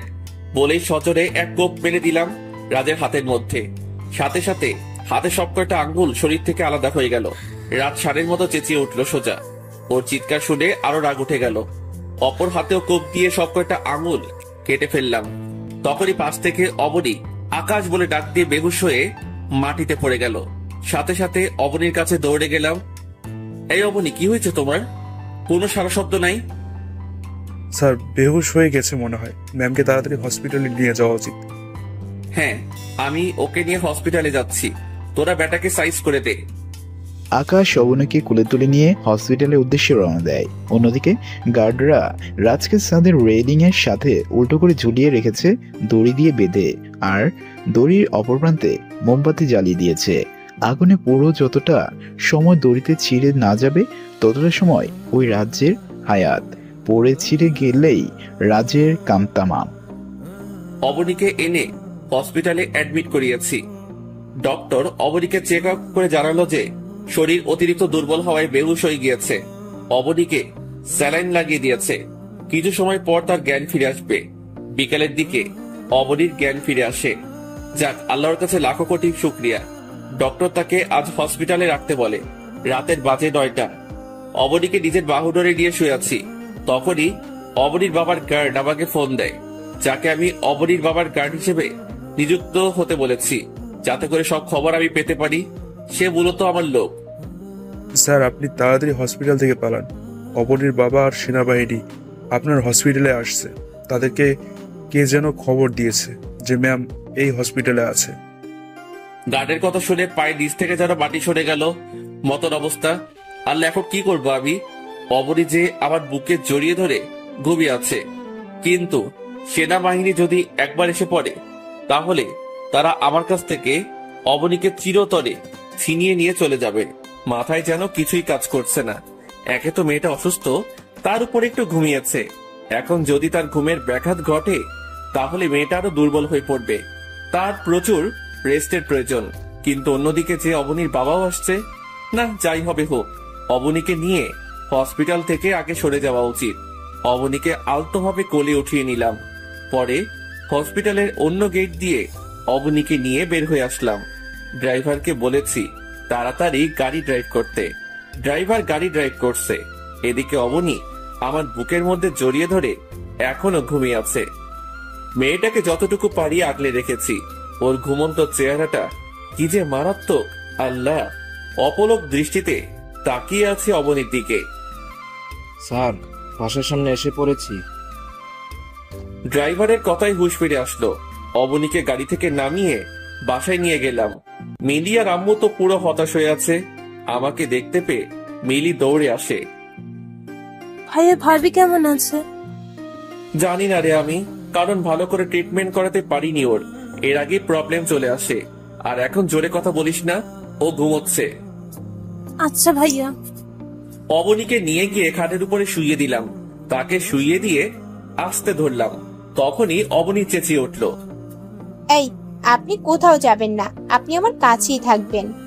আপনাকে জড়িয়ে ধরে আমি ঘুমাবো। আল্লাহ, অবনীর ঘুম ভেঙেছে কখন? অবনী, তোমার ঘুম ভেঙেছে কখন? কোনো সারা শব্দ নাই। ভালো করে লক্ষ্য করে দেখলাম অবনী ঘুমের ঘরে চেঁচিয়েছে। না, ওকে ছেড়ে ওঠা যাবে না এখন। আর তাছাড়া সে আমায় হাত দিয়ে জড়িয়ে ধরে রেখেছে। অবনীর এমন কাণ্ড দেখে নিজের কাছেই অবাক লাগে। করতে চেয়েছিলাম কি আর হলোটা কি? অবনী যেন আমার পৃথিবীর সর্বপ্রথম দুর্বলতা হয়ে দাঁড়িয়েছে। মেয়েটার প্রতি অতিরিক্ত মায়া জমে গেছে। অবনীর থুতনিতে, কপালে অনেক কয়টা চুমু এঁকে দিলাম। অবনীকে জড়িয়ে ধরে শুয়ে আছি। হঠাৎই মনে হলো অবনীর শরীরের অবস্থা ভালো না। সাথে সাথে অবনীকে নিজের থেকে ছাড়িয়ে নিয়ে উঠে গেলাম। সে টেরই পেল না। তারপর ডক্টর সাহেবকে ফোন করে অবনীর শরীরের কন্ডিশন বললাম। আচ্ছা, আমি কিছু মেডিসিন আর একটা ফর্মুলা দিচ্ছি। মেডিসিনগুলো সময় মতো পেশেন্টকে দিবেন আর নিয়মগুলো ফলো করবেন। আচ্ছা ডক্টর সাহেব। তারপর ফোনটা রেখে দিলাম। ডক্টর সাহেব বলেছে অবনীকে ফুল বেড রেস্টে দিতে আর ভিটামিন জাতীয় খাবার খাওয়ানোর জন্য বলেছেন। ডক্টরের কথা মতন সমস্ত কিছু ফলো করলাম। রাতে অবনীকে ঘুম থেকে তুলে দুধ খাইয়ে দিলাম। পরে আমি কিছু হালকা খাবার খেয়ে ওকে নিয়ে শুয়ে পড়লাম। পরদিন সকালবেলায় অবনী আগে ঘুম ভেঙে যায়। সে ঘুম থেকে উঠে দেখে মানুষরা তাকে নিজের বুকের মধ্যে নিয়ে রেখেছে। ঘুম থেকে উঠে নিজেকে মানুষটার মুখের মধ্যে দেখতে পেয়ে কি যে খুশি লাগছে তা বলে বোঝাতে পারবো না। মানুষের প্রতি এতটা দুর্বল কিভাবে যে হয়ে গেলাম তা ভেবেই পাই না। যেই মানুষটা আমায় খারাপ পন্থায় নিজের কাছে জিম্মি করে রেখেছে, আমি সেই মানুষটাকে এতটা ভালোবেসে বসলাম কি করে? নিজের প্রশ্নের উত্তর নিজের কাছেই নেই। তবে এটুকু জানি যে মানুষটাকে আমি জীবনের শেষ নিঃশ্বাস পর্যন্ত চোখের সামনে দেখতে চাই। মরে গেলেও যেন মানুষটার বুকে মাথা রেখে আমি মরতে পারি। মানুষটাকে আবার জড়িয়ে ধরে শুয়ে পড়লাম। অন্যদিকে আকাশের ঘুম ভাঙে সকাল 10টার দিকে। সে ঘুম থেকে উঠে দেখে অবনী এখনো তার বুকে শুয়ে আছে। অবনীর শরীর নিয়ে খুব চিন্তা হচ্ছে। সকাল বাজে 10টা, সে এখনো আমায় জড়িয়ে ধরে শুয়ে আছে। না, মেয়েটাকে ডেকে ওঠানো দরকার। সকালবেলায় ওর ওষুধ আছে। অবনী, এই অবনী, উঠে পড়ো ঘুম থেকে। আমি তো অনেক আগেই উঠে পড়েছি। অবনীর কথা শুনে তাজ্জব বনে গেলাম পুরা। তো তুমি আমাকে ডাকলে না কেন? ইস, কেন ডাকতে যাব আপনাকে? কত সুন্দর করে ঘুমিয়েছিলেন। আপনার ঘুমন্ত চেহারা দেখে খুব লোভ হচ্ছিল, তাই আপনাকে আবার জড়িয়ে ধরে শুয়ে পড়েছি। আরে আমার লক্ষ্মী বউটারে, দেখে একটু আদর করে দেই। অবনীকে টান দিয়ে আরো কাছে নিয়ে আসলাম। তারপর ওর সমস্ত মুখমণ্ডলে চুমু খেয়েছি। সে তো লজ্জায় শেষ। এই যে আমার খুব শরম করে। এভাবে কেউ চুমু খায়? হ্যাঁ, লজ্জা পাওয়ার জায়গায় তো চুমুই খাইছি। তোমার শরীর ভালো না তাই ঠোঁটে চুমু দেইনি, না হয়তো ঠোঁটে চুমু দিতাম। আর ঠোঁটে চুমু দিলে তোমার লজ্জা কোথায় গিয়ে ঠেকতো কে জানে। আপনি না খুব শয়তান। শয়তান ছিলাম না, আপনার কারণে হয়ে গেছি। আচ্ছা হয়েছে, এবার উঠে পড়ো ঘুম থেকে। তোমায় খাবার খাইয়ে দিয়ে আমার অফিসে যেতে হবে। গত কয়দিন অফিসে ঠিকঠাক মতন যাইনি, সবকিছু লাটে উঠে আছে কাজকর্ম। তারপর অবনীকে ফ্রেশ করে দিয়ে খাইয়ে দাইয়ে অফিসে চলে আসলাম। আজ সব গার্ড বাসায় রেখে এসেছি অবনীর পাহারায়। 2-1জনকে শুধু সাথে করে নিয়ে এসেছি। অফিসে এসে অনেক কয়দিনে জমানো কাজে হাত দিলাম। বসে বসে কাজ করছি আর একটু পর পর ফোন করে অবনীর খোঁজ নিচ্ছি। দুপুরের দিকে কাজকর্ম সব গুছিয়ে রওনা দিলাম বাসার দিকে। হঠাৎ দেখি রাস্তার মাঝে অবনীর বাবা আরো অনেক লোকজন মিলে আমার পথ আটকায়। এই যে মিস্টার, গাড়ি থেকে নামেন, স্যার আপনার সাথে কথা বলবেন। অবনীর বাবার চেলা এসে আমায় গাড়ি থেকে নামতে বলছে। কত বড় বুকের পাটা আমার পথ আটকায়। এই যে মিস্টার, আপনার স্যারকে গিয়ে বলেন কোনো কিছু বলার থাকলে আমার সামনে এসে বলতে। আমি গাড়ি থেকে নামবো না। আমার কথা শুনে অবনীর বাবার কর্মরত চেলা চলে গেল। স্যার, ব্যাটা তো দাপট দেখাচ্ছে। ব্যাটা বলছে সে নামতে পারবে না, আপনাকে গিয়ে কথা বলতে। কি? সে আমায় তার কাছে যেতে বলে? একে তো অপরাধ করছে, দ্বিতীয় আবার বড় গলায় কথা বলছে। ওয়েট, ওকে দেখাচ্ছে মজা। অবনীর বাবা তেড়ে ফুঁড়ে আকাশের সামনে আসে। এই যে মিস্টার, আমার মেয়ে কোথায়? আপনার মেয়ে কোথায়? সেটা আমি কি করে বলবো? ন্যাকামো বাদ দাও।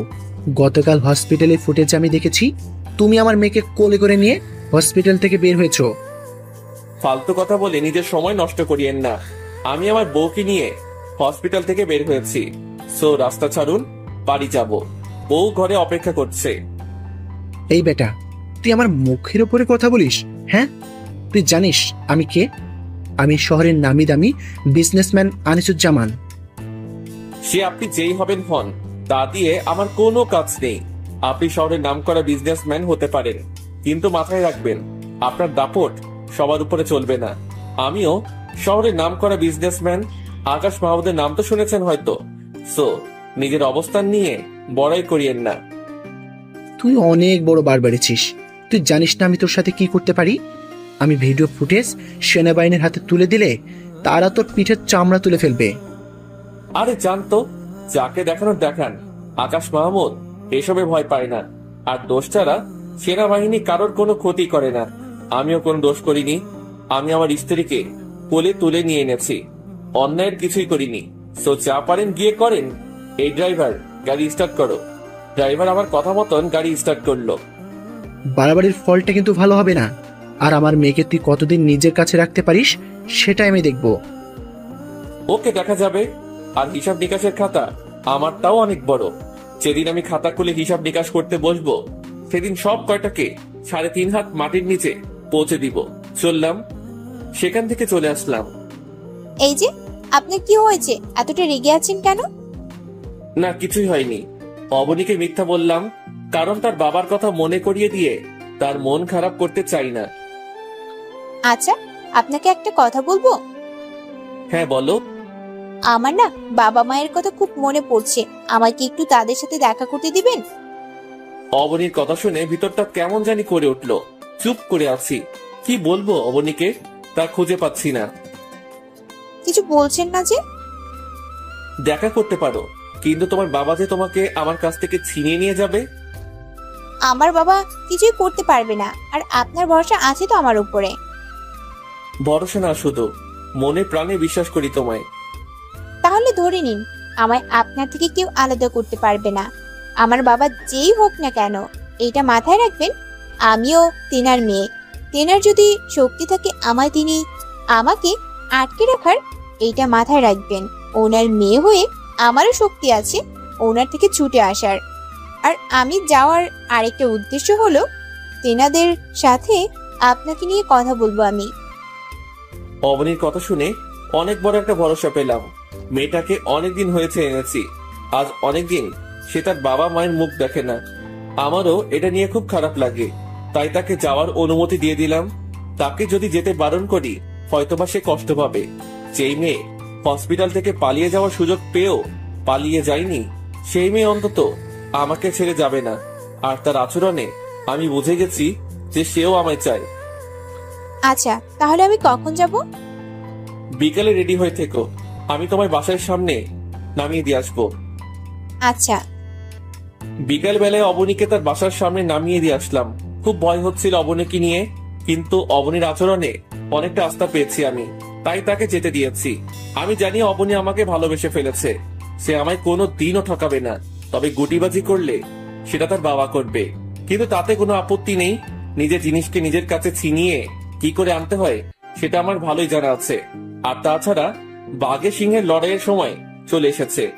অবনীর বাবা যদি কোনো চাল চালে অবনীকে নিয়ে, তাহলে খেলাটা একদম আমি খেলে দিব। বিকাল পেরিয়ে রাত হয়ে গেল। অবনীকে ছাড়া কিছুই ভালো লাগছে না। রাতের বেলায় অবনীকে ফোন দিলাম, সে ফোনটা রিসিভ করলো না। হয়তো ঘুমিয়ে পড়েছে বা ফোনটা কাছে নেই। আমিও ঘুমিয়ে পড়লাম। পরের দিন সকাল বেলায় ঘুম থেকে উঠে রেডি হয়ে অফিসে চলে গেলাম। অফিসে একদমই মন বসছে না। না, অবনীর সাথে ফোন দিয়ে একটু কথা বলি। ফোনটা হাতে নিয়ে অবনীকে ফোন করলাম, সে তখনও রিসিভ করলো না। এইভাবে অনেকবার ট্রাই করেছি, কিন্তু সে ফোনই রিসিভ করছে না। মাথা তো পুরো হ্যাং হয়ে গেল। সারাদিনে কম হলেও 100 বার কল দিয়েছি, কিন্তু অবনী ফোনটা রিসিভ করলো না। ইচ্ছে করছে অবনীর বাসায় চলে যাই সোজা, কিন্তু তার বাবার কারণে সেখানে যাওয়া যাবে না। তিনি তো আমাকে দুই চোখে শত্রু মনে করেন, তবে তিনি আমায় যাই মনে করেন না কেন, তবে আমার দিক থেকে তিনি আমার লাইফের সবচাইতে বড় শত্রু। রাত বাজে 11টা। অবনীর নাম্বারে আবার ফোন দিলাম, তখনই ফোনটা রিসিভ হলো। হ্যালো অবনী। আমি অবনী না, তার বাবা। আমার অবনী কোথায়? তার হাতে ফোন দেন। তোর অবনী মানে? মুখ সামলে কথা বলিস। অবনী আমার মেয়ে, আর তার সাথে তোর কোনো কাজই নেই। আমি বলেছি অবনীকে ফোনটা দিন। এই বেটা, গলাবাজি কম কর। একে তো আজ সকালে বড় গলায় কথা বলে আমার রগ চটে দিয়েছিস, আবার এখনো আমার সাথে বড় গলায় কথা বলছিস। কি সাহস বেড়েছে তোর? হ্যাঁ, দাঁড়া, তোর ব্যবস্থা করছি।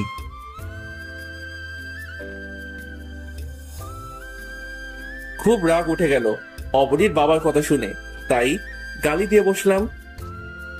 অবনী দেখ ছেলের মুখের ব্যবহার কেমন। তোকে তো আগে বললাম যে ছেলের ব্যবহার কেমন। এবার নিজের চোখের সামনে প্রমাণ পেলি তো। বাবা আমায় ফোনটা দাও।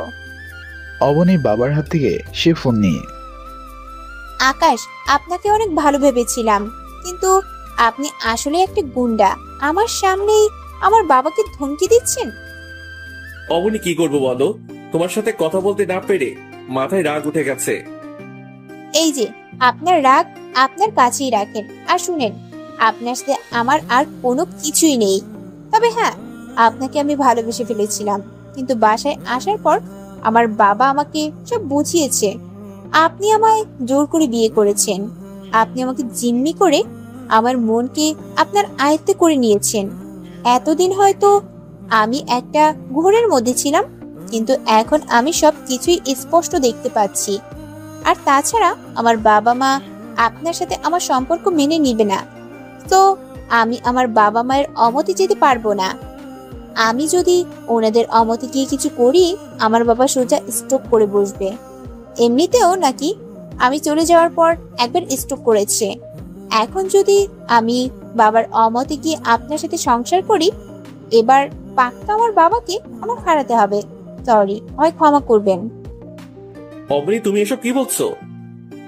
যা বলছি সত্যিই বলছি। ও হ্যাঁ, আরেকটা কথা, আপনি আমায় জিম্মি করে এজন্যই বিয়ে করেছেন, যাতে আমাদের সব সম্পত্তি নিজের নামে করে নিতে পারেন। বাহ, সেই রকমের প্ল্যান সাজিয়েছেন আপনি।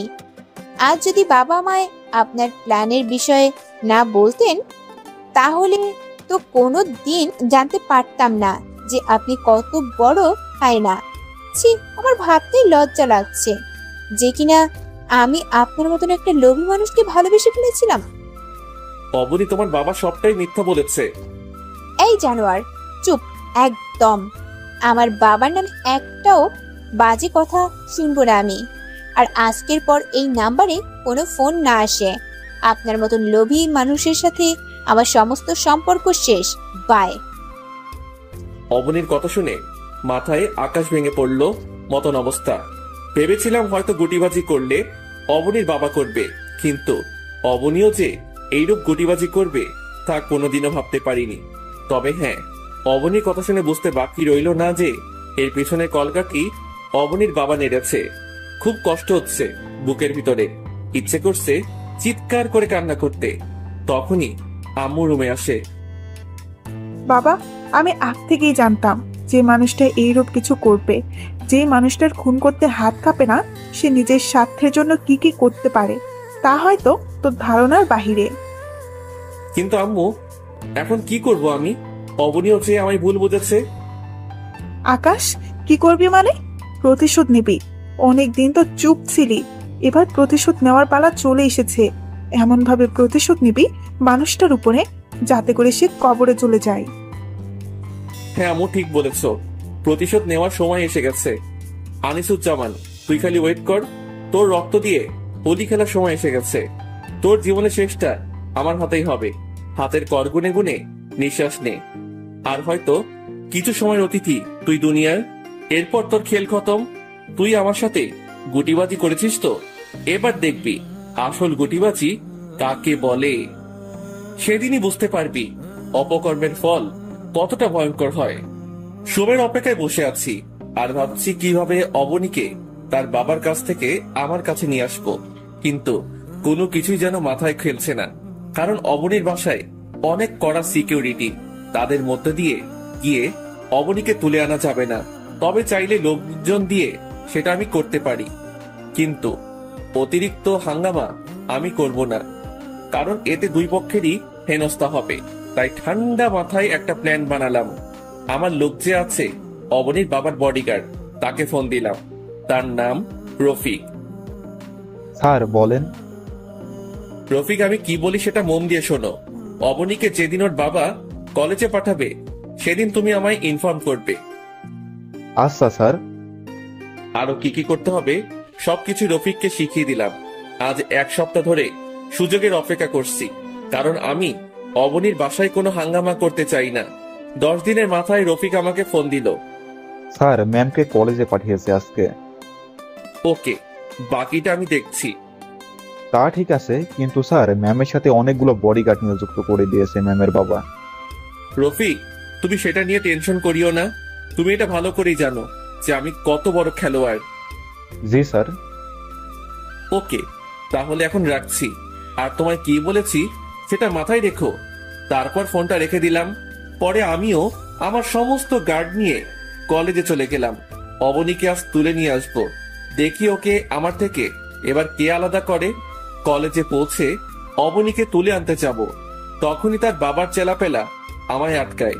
আমি আমার গার্ডদেরকে আগেই বলে দিয়েছি যাতে করে সবাই কোমরের মধ্যে মেশিন গুজে নিয়ে যায়, আর কলেজে গিয়ে যেন সবাই আড়াল হয়ে অবনীর বাবার লোকদেরকে টার্গেট নিয়ে নেয়। এই বেটা, আমরা থাকতে তুই ম্যাডামের দিকে চোখ তুলে তাকাতেও পারবি না। শোন, বাহাদুরি কমিয়ে কর, আর তোরা রাস্তা মাপ। অবনীর সাথে আমার কথা আছে। এই অবনী, তুমি চলো আমার সাথে, তোমায় আমি নিয়ে যেতে এসেছি। এই ছোট লোক, তুই আবার আমার সামনে এসেছিস? তোকে না একবার বলেছি যে তোর সাথে আমার কিছুই নেই, সো সোজা রাস্তা মাপ। অবনী, আমায় জোর করতে বাধ্য করিও না। এই তুই কি বললি? আমরা থাকতে তুই ম্যাডামের উপরে জোর খাটাবি? এটা বলেই গার্ডরা আকাশকে ধাক্কা দিয়ে মাটিতে ফেলে দেয়। মেজাজ তো পুরো বিগড়ে গেল, তাও কিছু বললাম না। শান্তভাবে মাটি থেকে উঠে দাঁড়ালাম। দেখ, বেশি বাড়াবাড়ি করিস না। আমার আর অবনীর মাঝে কেউ আসতে যাবি তো সোজা মরবি। এই তুই আমাদের মারবি? হ্যাঁ, দেখেছিস আমরা কয়টা গার্ড এখানে মজুদ আছি, আর তুই একা।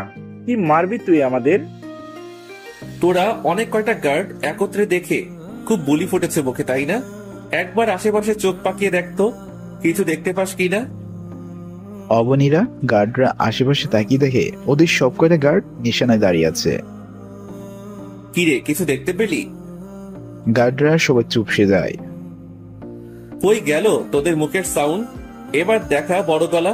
আগেই বলেছিলাম যে বাড়াবাড়ি করিস না।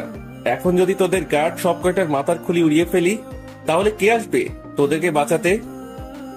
স্যার, আমাদের ভুল হয়ে গেছে, আমাদের মাফ করে দেন।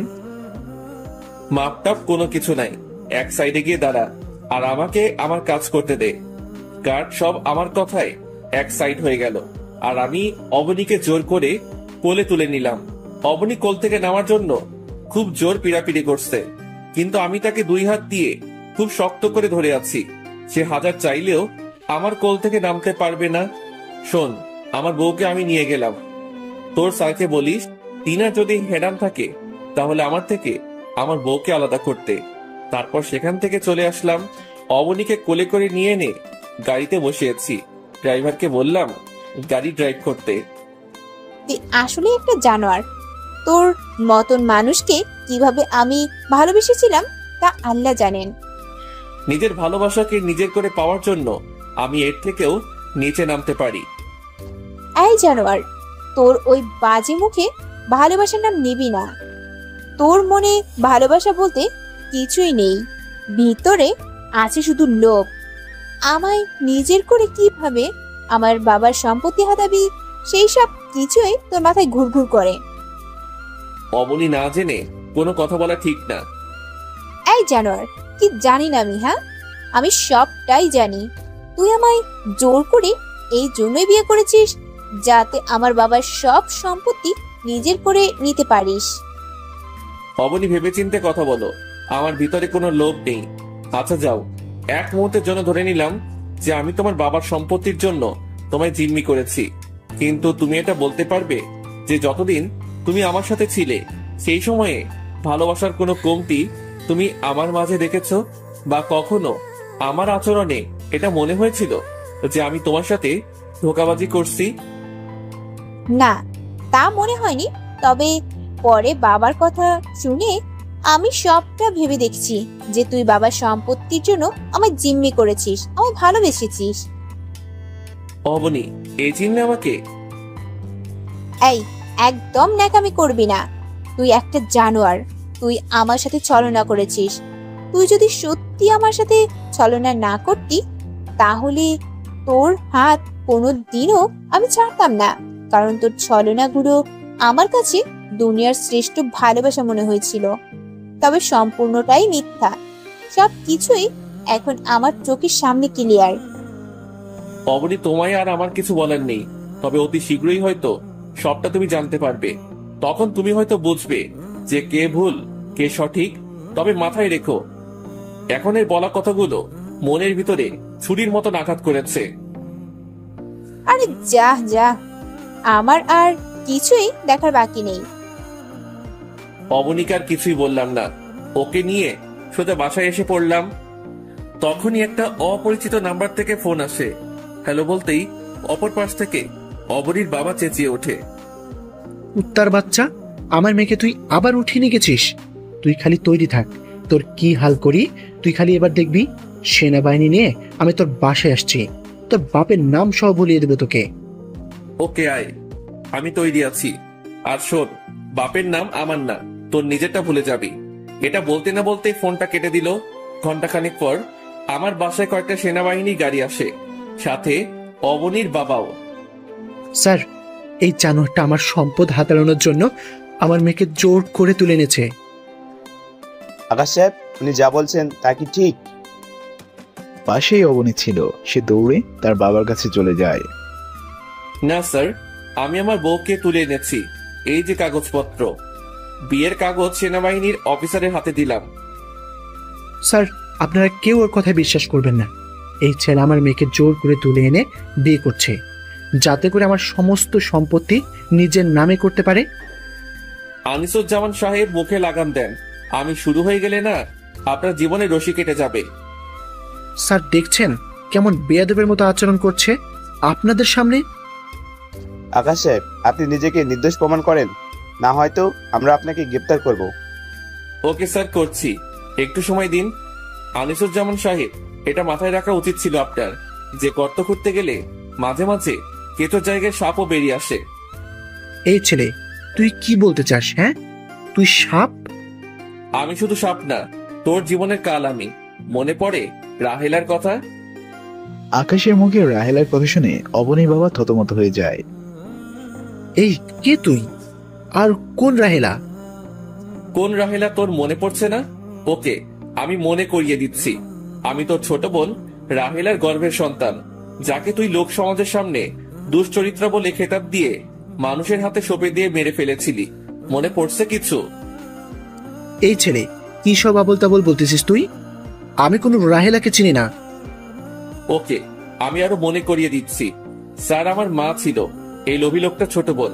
আমার বাবা ছিল এক সময়ে এই শহরের নামকরা বিজনেসম্যান, যার নাম ছিল আরিফ, যাকে রাতের বেলা মানুষ দিয়ে খুন করানো হয়। সেনাবাহিনীর অফিসার আকাশের মুখে বিজনেসম্যান আরিফ সাহেবের কথা শুনে অবাক হয়ে যায়। তুমি কি সেই আরিফ সাহেবের ছেলে, যাকে রাতের বেলায় কয়েকজন মিলে খুন করে ফেলে রেখে চলে গিয়েছিল, যে খুনের আসামি এখন পর্যন্ত প্রশাসন ধরতে পারেনি?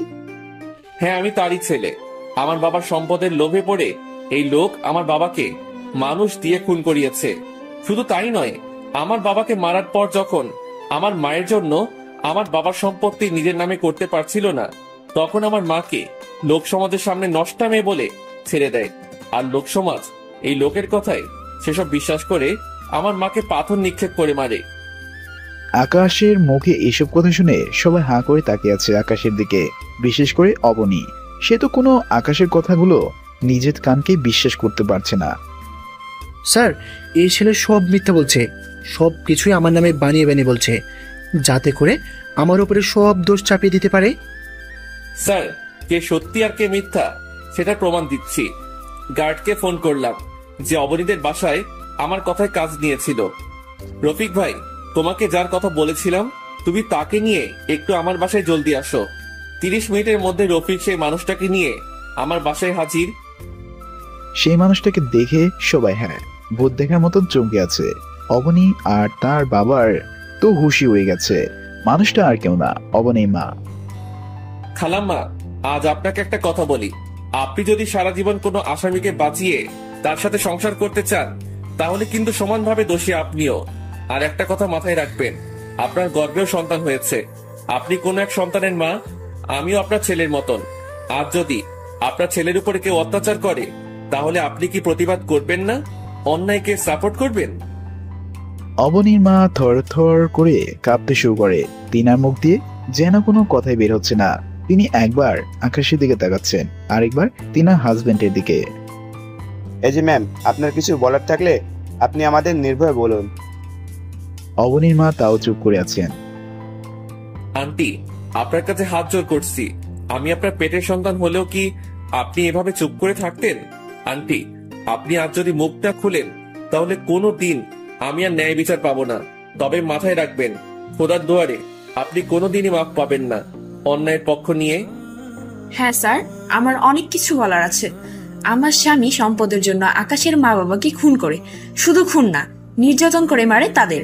আমি এতদিন কাউকে কিছু বলতে পারিনি, কারণ স্বামীর মন খুশি করতে পারলে জান্নাত মিলে। আমি তাই চুপ ছিলাম। কিন্তু আজ আকাশ আমায় সেই খোদার নাম নিয়ে কিছু বলেছে। আজ যদি আমি মুখ না খুলি তাহলে দুনিয়ার সবচাইতে নিকৃষ্টতর ব্যক্তিরা আমিই হব। আর এই নিকৃষ্টতর জন্য খোদা আমায় কোনোদিন মাফ করবে না। অবনীর মায়ের জবানবন্দি শুনে উপস্থিত যারা ছিল তাদের সবার চোখ যেন কপাল উঠে গেছে।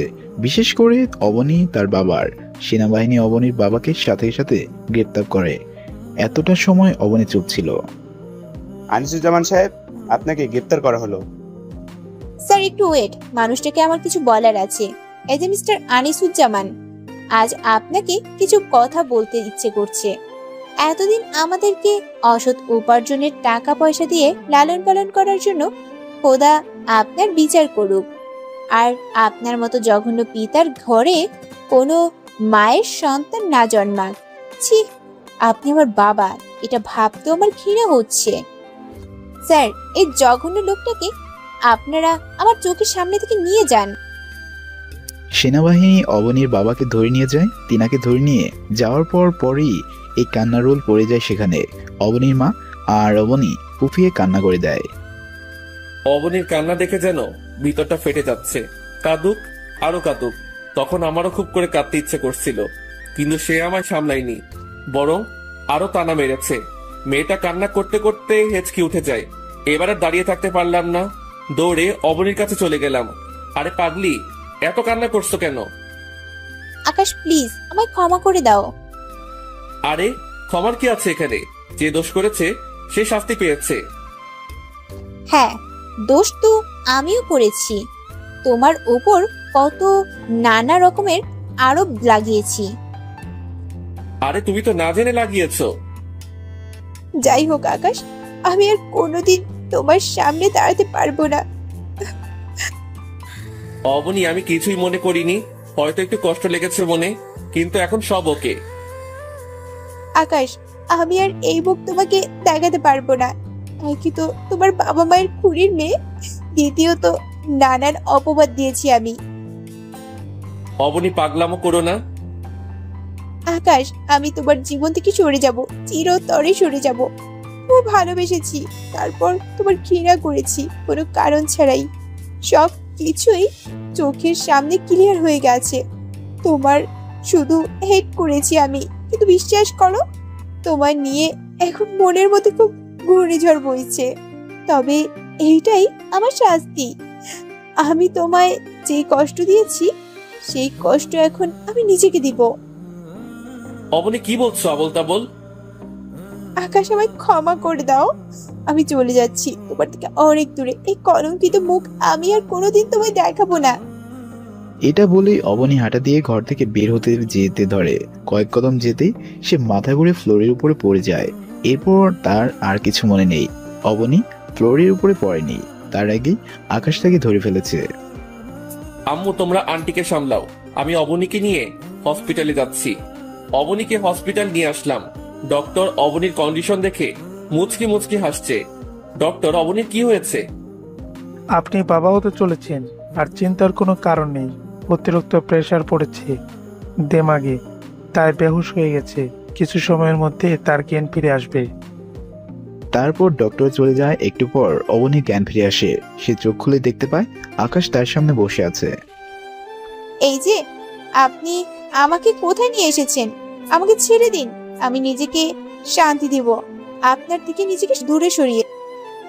একটা থাপ্পড় দিয়ে গালে সব কয়টা দাঁত ফালাই দিব তোর। চুপ একদম, আর একটা বাজে কথা বলবি না। অবনী ভয়ে চুপ হয়ে যায়। আমি তো আপনাকে কষ্ট দিয়েছি, তারপরেও আপনি আমাকে নিজের কাছে কেন আঁকলে রাখতে চাইছেন? কারণ তুমি আর এখন একা নও, তোমার পেটে আমাদের বাবু রয়েছে। আর তাছাড়া ভালোবাসা মানুষের ভুল ত্রুটি ক্ষমা করা, এটাও এক ধরনের ভালোবাসা। সত্যি আপনার মতন মানুষ হয় না। হ্যাঁ, আমার মতন মানুষ হয় না। এখন যদি আর একবার আপনি বলো, তাহলে থাপড়ে দাঁত সব কেটে ফেলে দিব। কই, বাসায় তো আমায় কত সুন্দর তুমি করে বলেছিলে, তো এখন কেন আপনি? তখন কি বলেছি তা নিজেও জানি না। আচ্ছা, জানা লাগবে না। এখন খালি এটা জেনে নাও যে আপনি বললে তোমার খবর করে দিব। এখন থেকে তুমি বলবে। আচ্ছা। এখন মহারানীকে একটু জড়িয়ে ধরি। হ্যাঁ ধরো, বারণ করেছি কে? সাথে সাথে অবনীকে জড়িয়ে ধরলাম। অবনী তো সেই খুশি। মহারানীকে খুশি করার জন্য কয়েকটা পাপ্পি ঝাপ্পিও মেরে দিলাম। সে তো পুরো একদম লজ্জায় লাল হয়ে গেছে। এই পাঠক ভাইরা, সমস্যা কি? হ্যাঁ, বউ লজ্জা পাইতেছে, আর আপনারা কান পেতে আরো কিছু শোনার জন্য বসে আছেন। ভাগেন মিয়া সব কয়টা। লজ্জা শরম ইমানের অঙ্গ মিয়া। ভুল ত্রুটিগুলো ক্ষমার নজরে দেখবেন। আপনারা ভালো থাকবেন, সুস্থ থাকবেন। আজকের মতো বিদায় নিচ্ছি, ধন্যবাদ।